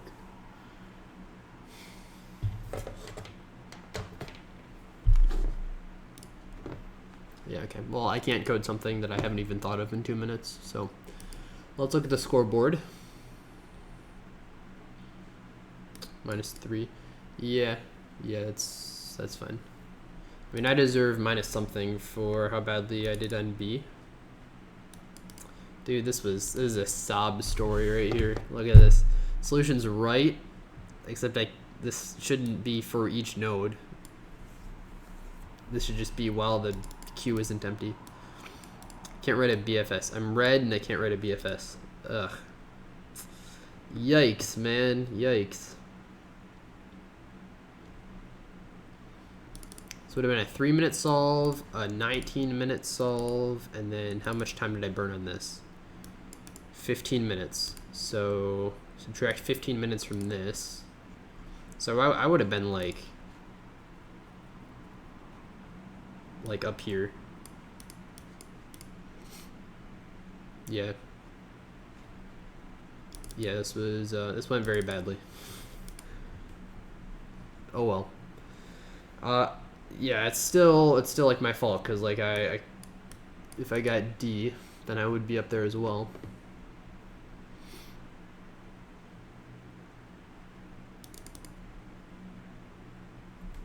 Interesting. Yeah, I thought A through D were all good problems. A was easy. B and C are both good. I have no idea how to even approach E, so I don't know. I can't really comment. Let's look at the Div2 problems. Or I guess let's look at my friends. How'd my friends do? Andrew's got a plus 15. Good to hear. Kusaga plus 129. Very nice, very nice. Oh no, poor Kennedy. Oh my goodness. Spencer Compton going off. Solving problem E. Nice job, sir. Very nice, very nice. Ferdixian beat me. Good job. Good job. And pretty classic. Poor Rain Boy. All right, let's see Div2. Let's just look at the standings first. Yeah, so this is like the classic 5 problem thing. Anybody I know? Not really. Ruben, not bad, Ruben. Well done, my friend.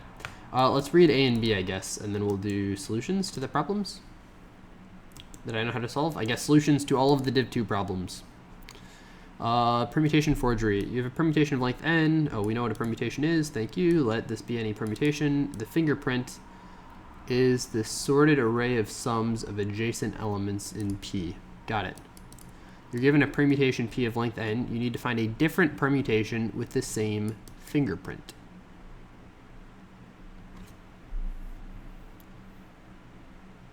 Huh. Interesting.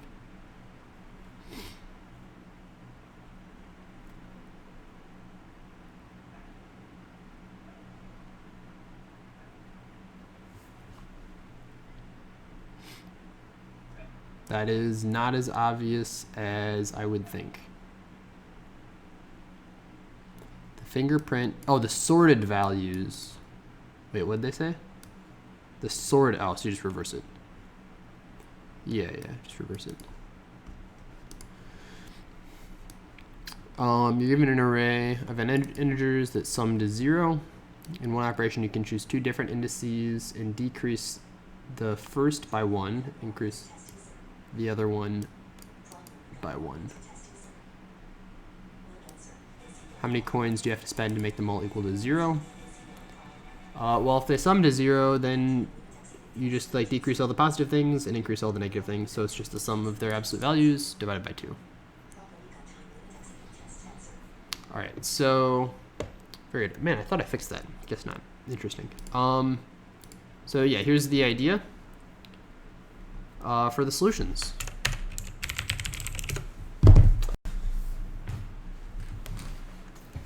All right, so for problem A, you're given a permutation, and you want to find some other permutation with the same fingerprint. The fingerprint is pretty simple. All it is if you take all of the adjacent values and then like take their sums and then sort them, then that'll be your fingerprint. That's what they call it.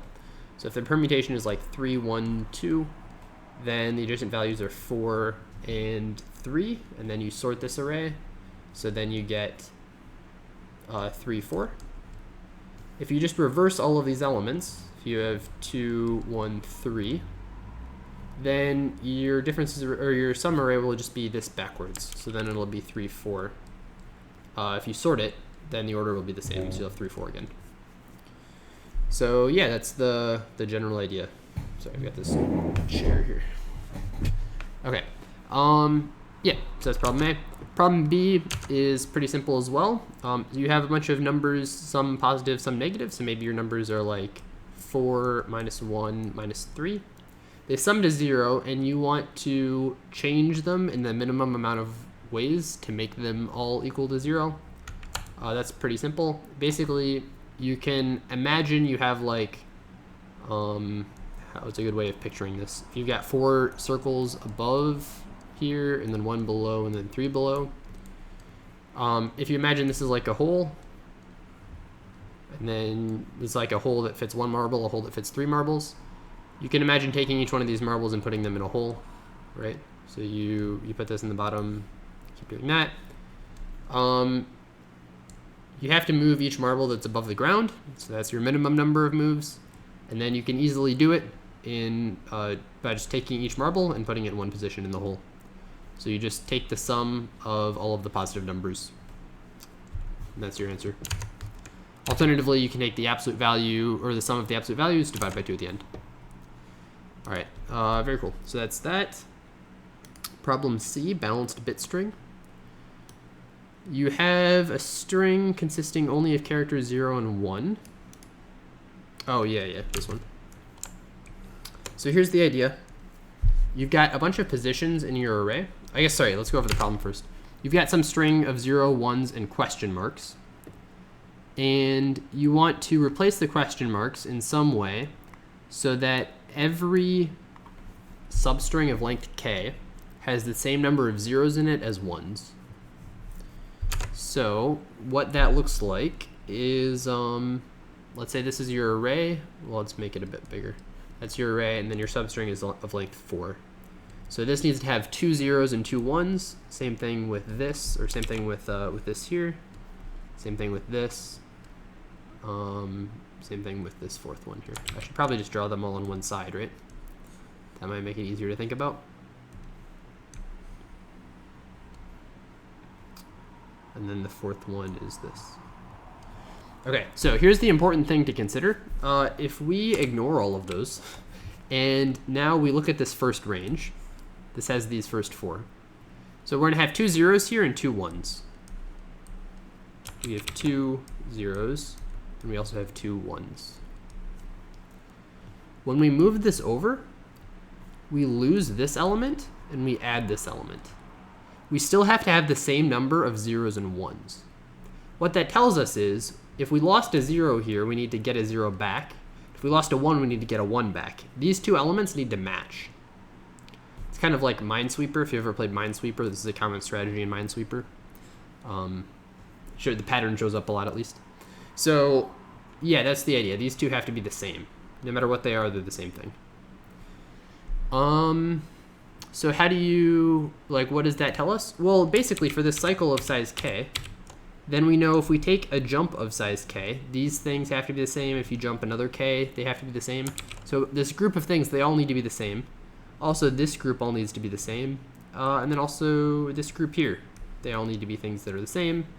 And then if there's like a group that matches this, these would all need to be the same. So if we ever have a 0 here, if we know this number here is a 0, and then the corresponding other number is a 1, we have a contradiction, so that's impossible. If we have a 0 and a bunch of question marks, we know all of the question marks, by taking jumps of size k, will all have to be 0. And then, just same thing if this is a 1, then they all have to be 1. But it's possible these are all question marks. So if they are all question marks, it's not obvious how to handle it, because we don't know whether we should set all of the question marks to 0 or all to 1. Basically, we can worry about those at the end, but we have to make sure there's the additional constraint that in these first 4, all of the, we have to have the same number of 0s and 1s. So if too many of these things wind up being forced to be 0 or forced to be 1, it's impossible. Otherwise, it's just possible. Yeah, so that's all. That's the solution. Let me go over the code for that. I'm not going to go over the code for A and B because they're really simple, and I also didn't solve them in contest. But the code for this problem is just you read in the line, you store which things are forced to be 0s and forced to be 1s. If there's a 1, it's forced to be a 1, otherwise it's forced to be a 0 if there's a 0. And if some spot mod k, these are values mod k, if some spot mod k is forced to be both a 1 and a 0, it's impossible. Otherwise, if you have too many ons or too many offs, if you have too many 1s or too many 0s, then it's impossible. Yeah, here we go. Then it's impossible. And that's it. Awesome. On to problem D for Div2 or A for Div1. Tree tag. Okay, so there are a couple steps with this problem. It's really not as hard as you might think it is. Here's the idea. So let's say you've got some tree like this.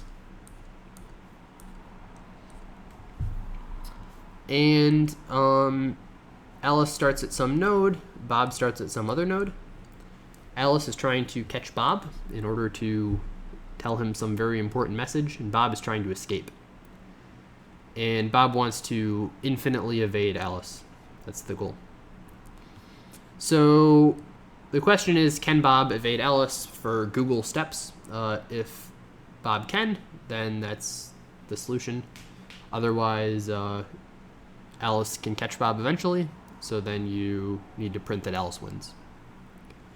Okay, so here's the first observation. Let's say we're doing this on just a line instead of a tree, right? So if we have just some sort of line graph, a rope even, let's say Alice is at this position,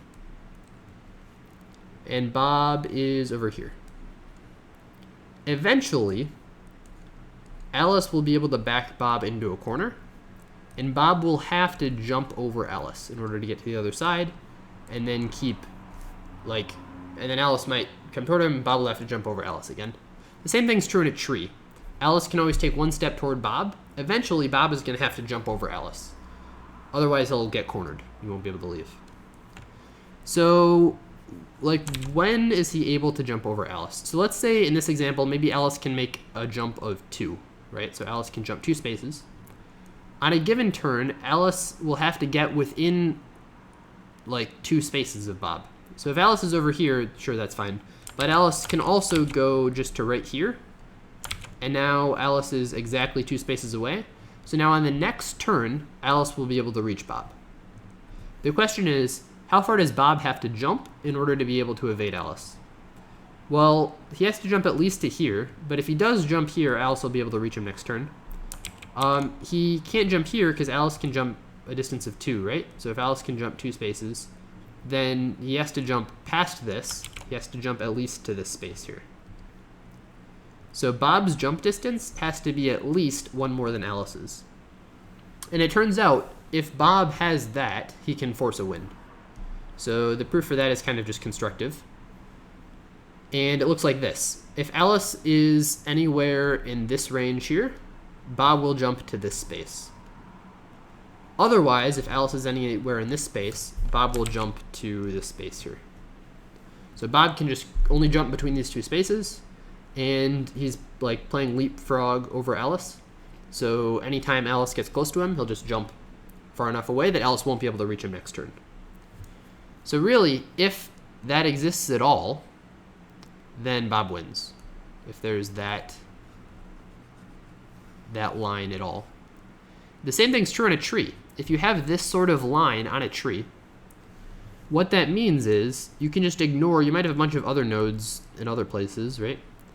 But you can just ignore all of those because they're not really super important. And you can just only focus on this one path in the tree. And Bob can repeatedly only use these 2 nodes on the tree in order to stay away from Alice. So now, okay, but what about the case where Bob can't do this? On a rope, if the rope isn't long enough, Bob can't use this strategy, but can he win some other way maybe? Well, okay, so on a rope it's pretty easy to prove. If we just have a rope is a good example, I think, because it's simple enough that you can consider all of the cases and be confident you don't miss any. But let's say Alice can jump 2 positions, right? Or let's say Alice can jump 3, I guess. You have to jump 3 in this case. We'll make it 1 longer. So if Alice can jump 3, that means this can be at most 6 long, right? So let's say Bob can jump as far as he wants, but he can't jump, there's not enough space for him to jump more than 2 times Alice's jump. So now, in this case, let's say Bob is here, Alice gets here. There's no way for Bob to jump over Alice. Also, on the next turn, Alice can jump to where Bob is, and also to any other space on the entire board. So if there's no path that's long enough, Alice can definitely win. And yeah, what else?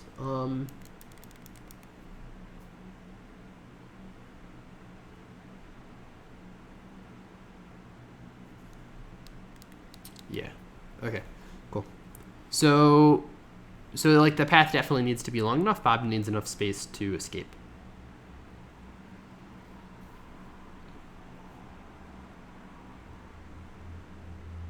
All right. So let's move on to one other case, which is this. So if we have a tree, then we've got the following. So maybe the tree looks something like this. We've got some longish diameter here. It's kind of curvy, but you get the idea. We also have some subtree that Bob might be in. So maybe Bob starts in this subtree somewhere, and Alice starts out here somewhere. So since Alice moves first, if Alice can reach Bob in one step, then Alice definitely wins. So that's just the end of the game. Game's over. If Alice can't reach Bob in a step, then Bob might be able to evade Alice forever. Specifically, he can definitely do that if the farthest node from Bob is far enough away that he can escape. So yeah, that's the idea. Can Bob go far enough away that he can escape Alice? And it turns out if he can't do that, if he can't escape from his starting point, there's no way for him to evade Alice forever. And it's like it's a little messy why that's the case, but basically the reasoning kind of looks like this. He needs to be able to jump over Alice. So if Alice can get somewhere like this, where she can reach both this corner and where Bob is on the first turn, then Bob is in trouble, right? So then Bob won't be able to survive. Specifically, this distance here will be the distance Alice can jump. This will be DA. Let me get this a little smaller. This will be DA. Because Alice will want to be as far away from Bob as possible such that she can reach him. But she can also reach this position here.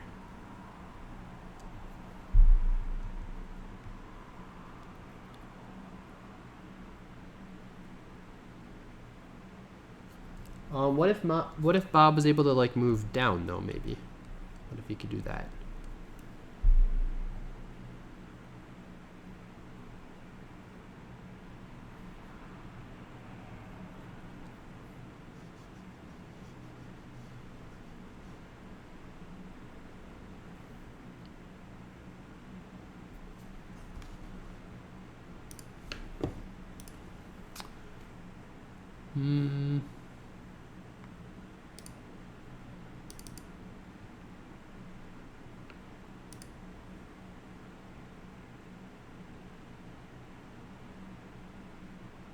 Uh-oh, am I about to get hacked again, man?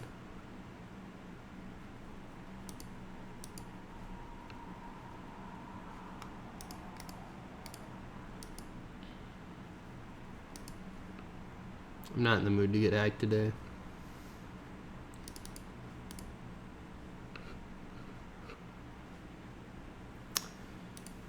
All right, let's consider this case to make sure either I'm not going to get hacked or I am going to get hacked or I can explain the solution for real.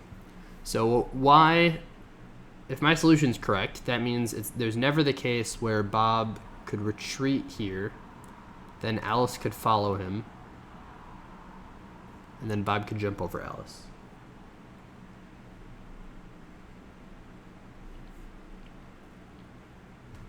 Let's consider this on just a rope then.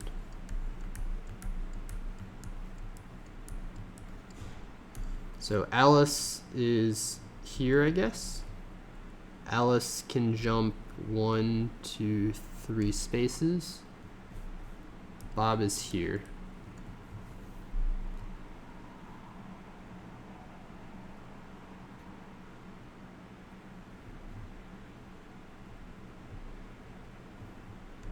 So we could have this additional space here. Is this a break case for me?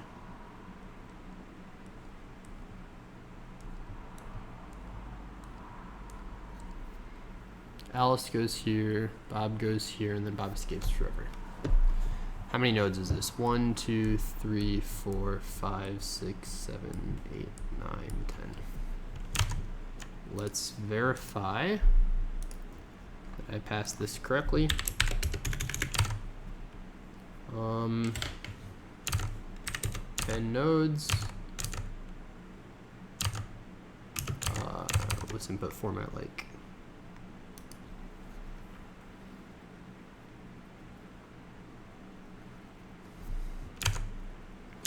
Okay, Alice starts at node 8, Bob starts at node 4.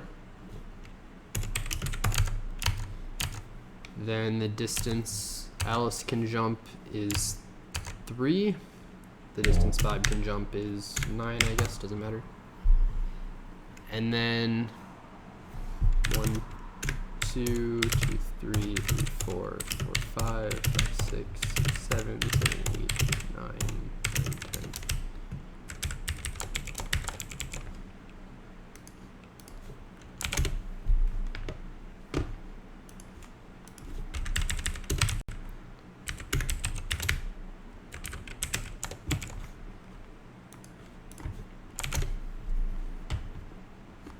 Say Bob wins.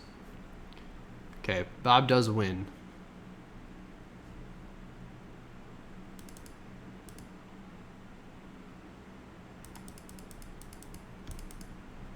Oh, yeah. Because it's the diameter.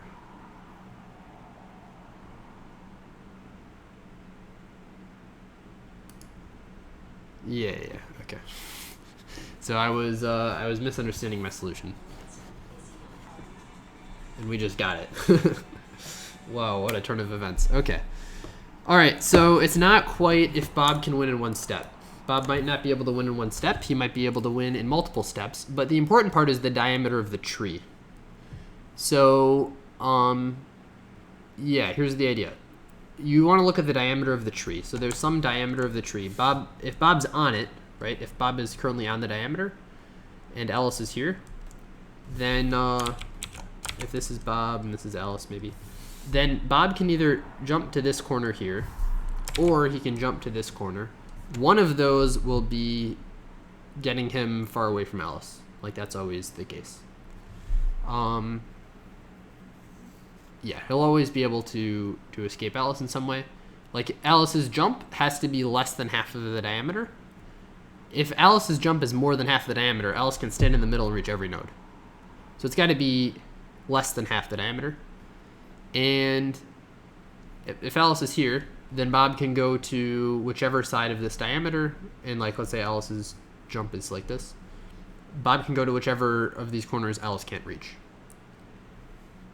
Or you can just go really far in this direction.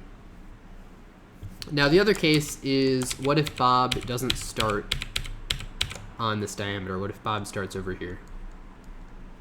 Maybe Alice starts here. Well, if Alice can reach Bob, right? If Alice can reach Bob, then Bob can jump over Alice. Bob can jump like to Alice, and then he can use the rest of his steps to go somewhere else on this path. So by jumping 2 times Alice plus 1, he'll be able to get over here, which is someplace Alice won't be able to reach him. If Alice can't reach Bob, Bob just won't move. He'll just sit here and wait for Alice to be able to reach him, and then he can escape to this diameter, which is really far away. So that's the strategy which proves why you want to escape to the diameter. Or why the diameter is all that matters. And then a good break case for that would be something that looks like this, which is a pretty simple case, I guess. And this is like a break case for the idea of if you, like, you don't have to be able to make the jump immediately. So in this case, you can't immediately jump over Alice or jump really far away. But on the first turn, you can move far enough away so that you'll be able to, on the second turn, do that jump forever. It's not necessarily the second turn always, but yeah, that's the idea. Okay, that took longer than it should have to explain. But on to problem C. Fixed point removal. This one was really easy. Yeah. So the idea is just you have an array of numbers, and the question is, well, let's like look at the simplified version of the problem anyway.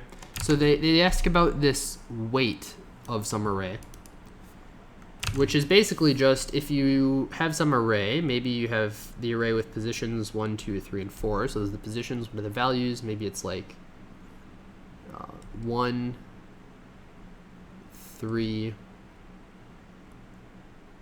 2, 4, for instance. On a given turn, you can delete any position. You can delete anything in the array where its position matches the value. So on the first turn, we could delete the 1 or the 4. If we delete the 1 first, we won't get an optimal answer, but what we could do is we could delete the 4 and get 1, 3, 2. Then we could delete the 1 and get 3, 2. Then we could delete the 2 and get just 3, because the 2 matches its original position, or its current position. So we can delete 3 elements here, so the weight is equal to 3. Now, one thing to notice is if this position matches, then we can choose to delete this or not, but like if we do delete it, we could match the 2 with this 2 here. And then if we haven't deleted either of these yet, we could delete the 4. So that's how you could do this naively in just linear time. The idea is, for each position, you want to know how many things before you could you have deleted. If you delete all of them first, that's as far left as you can go. And if you delete all of them after you, then you'll stay in your position. So your final position that you can match to in order to delete yourself can be anything from where you currently are to how far you were some number of positions earlier. So this is the places that 2 could be. 1 can only be in this position. And the 4, since it has 2 things before it, it can be at its position minus 1, or its position minus 2. So if this number here is a 2, a 3, or a 4, we can delete it. Now the question is, if we like imagine blocking a certain prefix and suffix, then how many things can you delete? And you want to answer this for a bunch of queries. So here's kind of the observation that makes it helpful. What we can do is if we're saying, okay, block this part here and block this part here, we can imagine storing the answer for if each different prefix is blocked. So we'll say, okay, what if they block 0 elements? Then how many things could we delete? If they block 1 element, how many things could we delete? If they block 2, if they block 3, etc. If they block 0 elements, then we have some answer, so maybe we can delete 3 things. If they block the first element, that only makes it harder for us. We might be able to delete fewer things. We might be able to delete way fewer things, because being able to delete this 1 might makes it easier to delete this 2, right? If you block the 1, you can't delete either this 1 or this 2. So it makes it much harder. So maybe this goes down to like 1, right? If you delete the first 2 things, if you block the first 2 things, maybe the answer is still 1. If you block the first 3 things, maybe the answer is 0 or something. I don't know. Maybe 4 is also 0.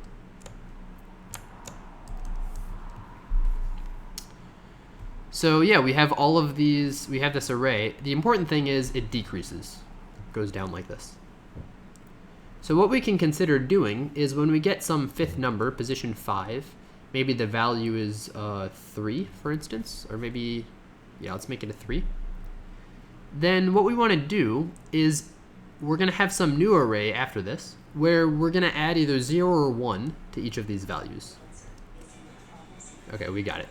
So if we add a 1, that's because if we could delete 3 values earlier, now we could delete 4.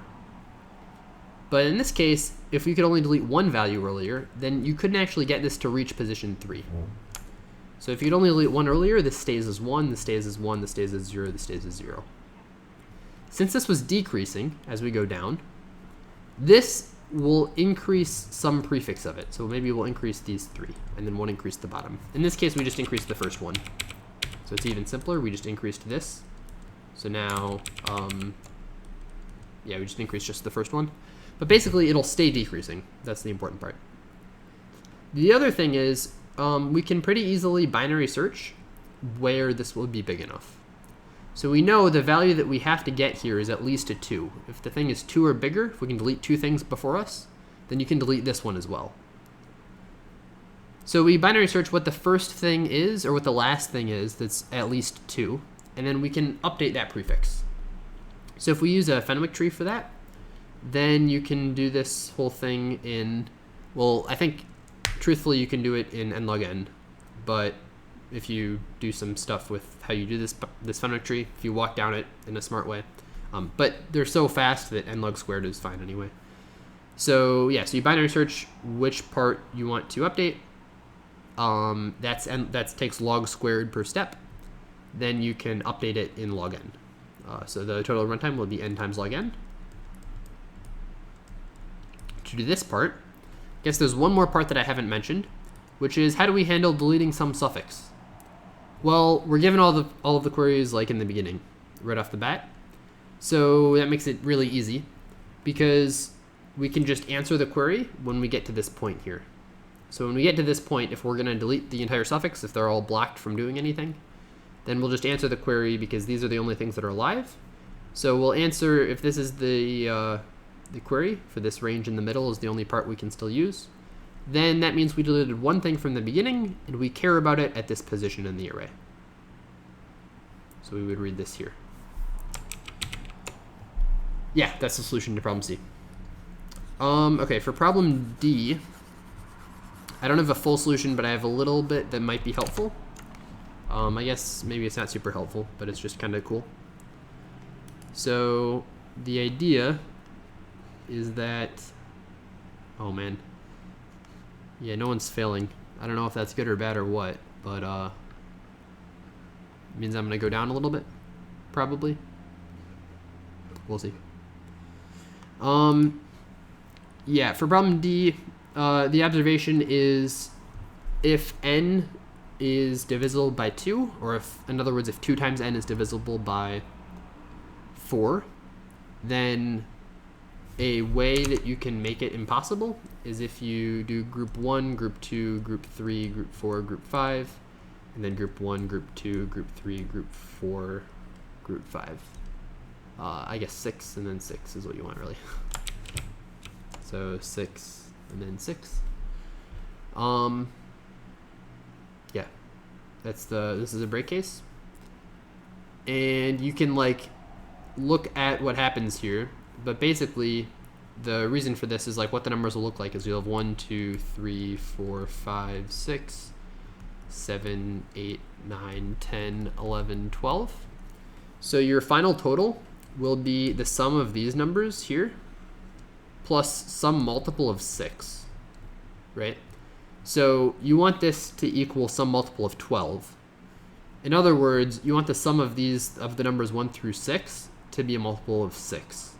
Because then if it's equal to 6 mod 12, you can add a 6. If it's equal to 12 mod 12, you can add nothing. So you can pick all of the numbers on the top. Yeah, it turns out this doesn't work. So this is equal to 6 times 7 over 2, which is equal to 21, which is equal to mod of 6, that's equal to 3.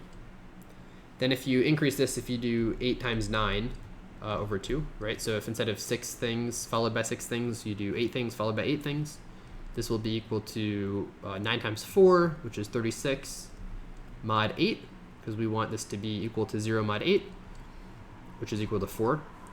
So if you increase the mod by 2, that'll increase the value by 1, and this value will always not be equal to the mod. The pattern continues if you keep doing the pattern. So there's that. So basically, we just have to solve the case for when n is odd. And, oh my goodness, these guys are amazing. Okay, let's read this really fast. Yeah. How do we do this? Ari,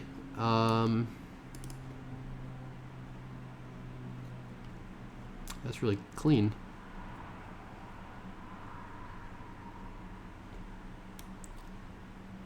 To n mod 2n. Yeah, okay, so this is true.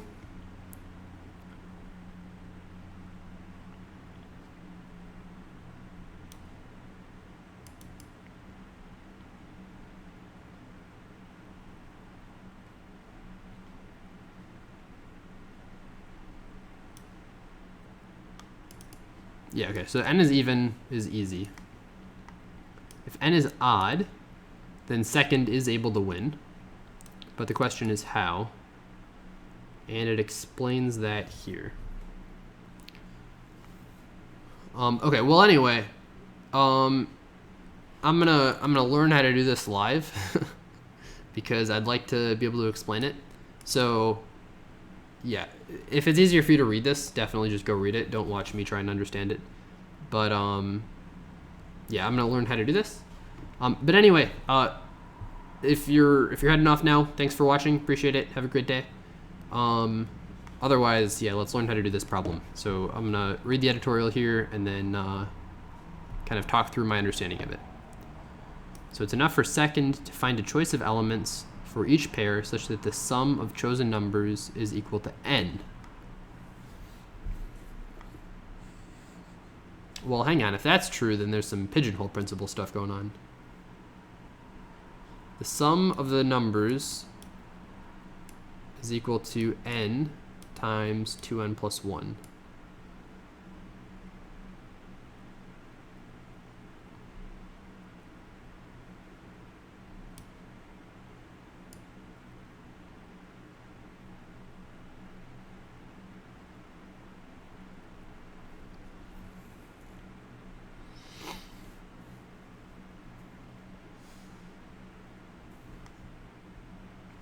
Oh man, Monogon did bricks and I didn't even try it. I feel so bad.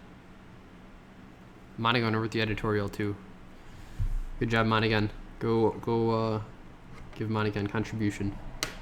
So yeah, here we go.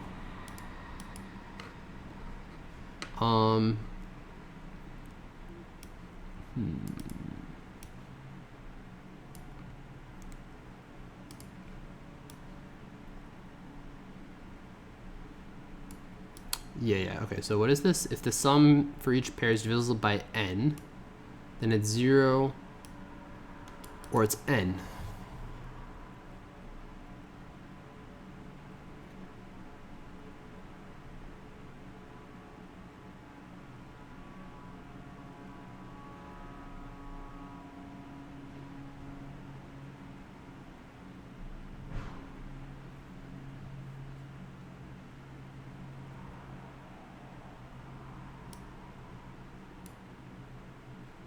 Oh, because it's 2n times 2n plus 1. Okay, yeah, I see, that's true, I guess. Okay. In the first case, we have already 1. Otherwise, we take every other number instead. What is every other number?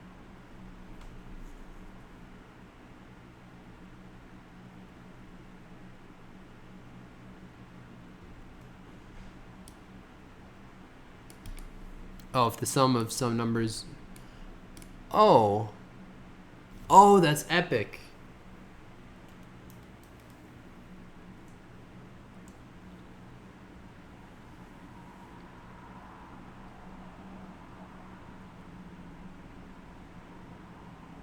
The sum of some numbers from each pair is divisible by n, then it's either 0 or n.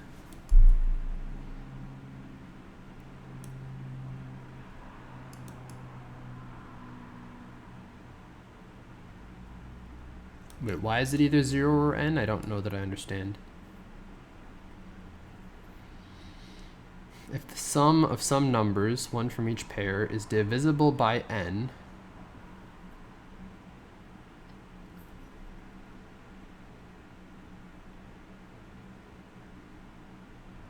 oh yeah, we want to find something that's divisible by n. Okay, so yeah, if we can find it, then we win, because we can either take this or take everything else.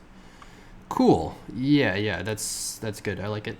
It's always possible to take one element from each pair, such that each of the remainders modulo n appears exactly once. Well, yeah, okay, so then you've got a pigeonhole thing, right? So then it's obviously possible. If this is the case, then you can, every time you see a new thing, there's always like an additional edge you can create. What are they saying? It's always possible to take one element from each pair such that the remainders appear exactly once.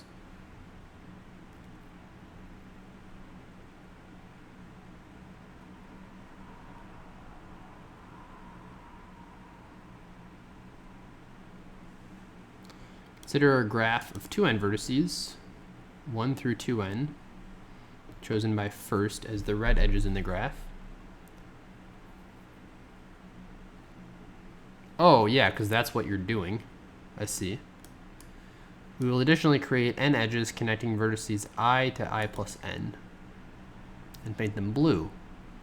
Then every cycle is adjacent to one red edge and one blue edge. In particular, all vertices have degree 2, so the graph splits into disjoint cycles.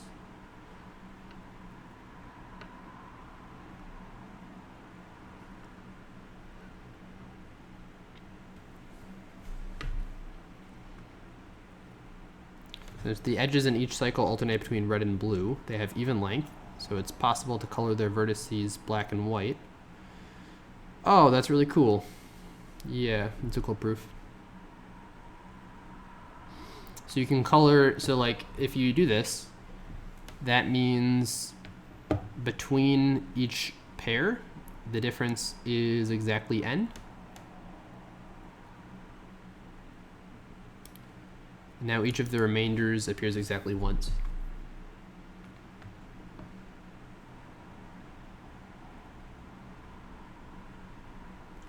So then 0 to n minus 1, mod n will be 0.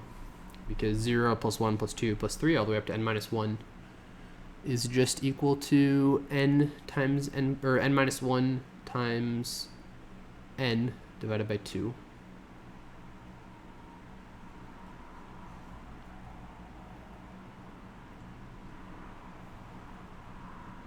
Why is that equal to n?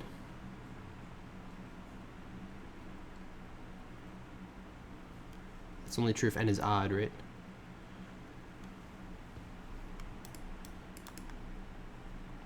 It's a cool problem. I like it. Yeah, I didn't even think to consider it as a graph problem, but that makes a lot of sense. Because you're basically given edges, right? So, yeah, that's pretty cool. I like it. Alright, well, cool problem. Yeah, that's all for me. Problem E is also maybe worth looking at. Because, problem Div1, yeah, just measure the diameter of the tree. Exactly. Yeah.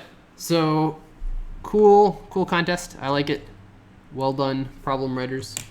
I hope you enjoyed the solutions, if they were helpful. I guess maybe this wasn't a good idea to read the tutorial live. I don't know if it would have been more helpful for me to just let you read it. But you could just skip it anyway. So, yeah. That's it. That's it for me. Thanks for watching. Hope your rating went up if it was rated for you. And have a great day. Actually, before I quit, let's just check how I did. Our system test's done. +2. I think a lot more people solved D though, right? What are system? 97%. So non-zero chance that I actually went up one, but we'll see. That'd be cool. I'd be fine with a +0 too anyway. That'd be fine. Oh, I tied Will Vomit. Did I? That's kind of crazy. I tied a lot of people actually. Huh, cool. Anyway, yeah, that's all. See ya.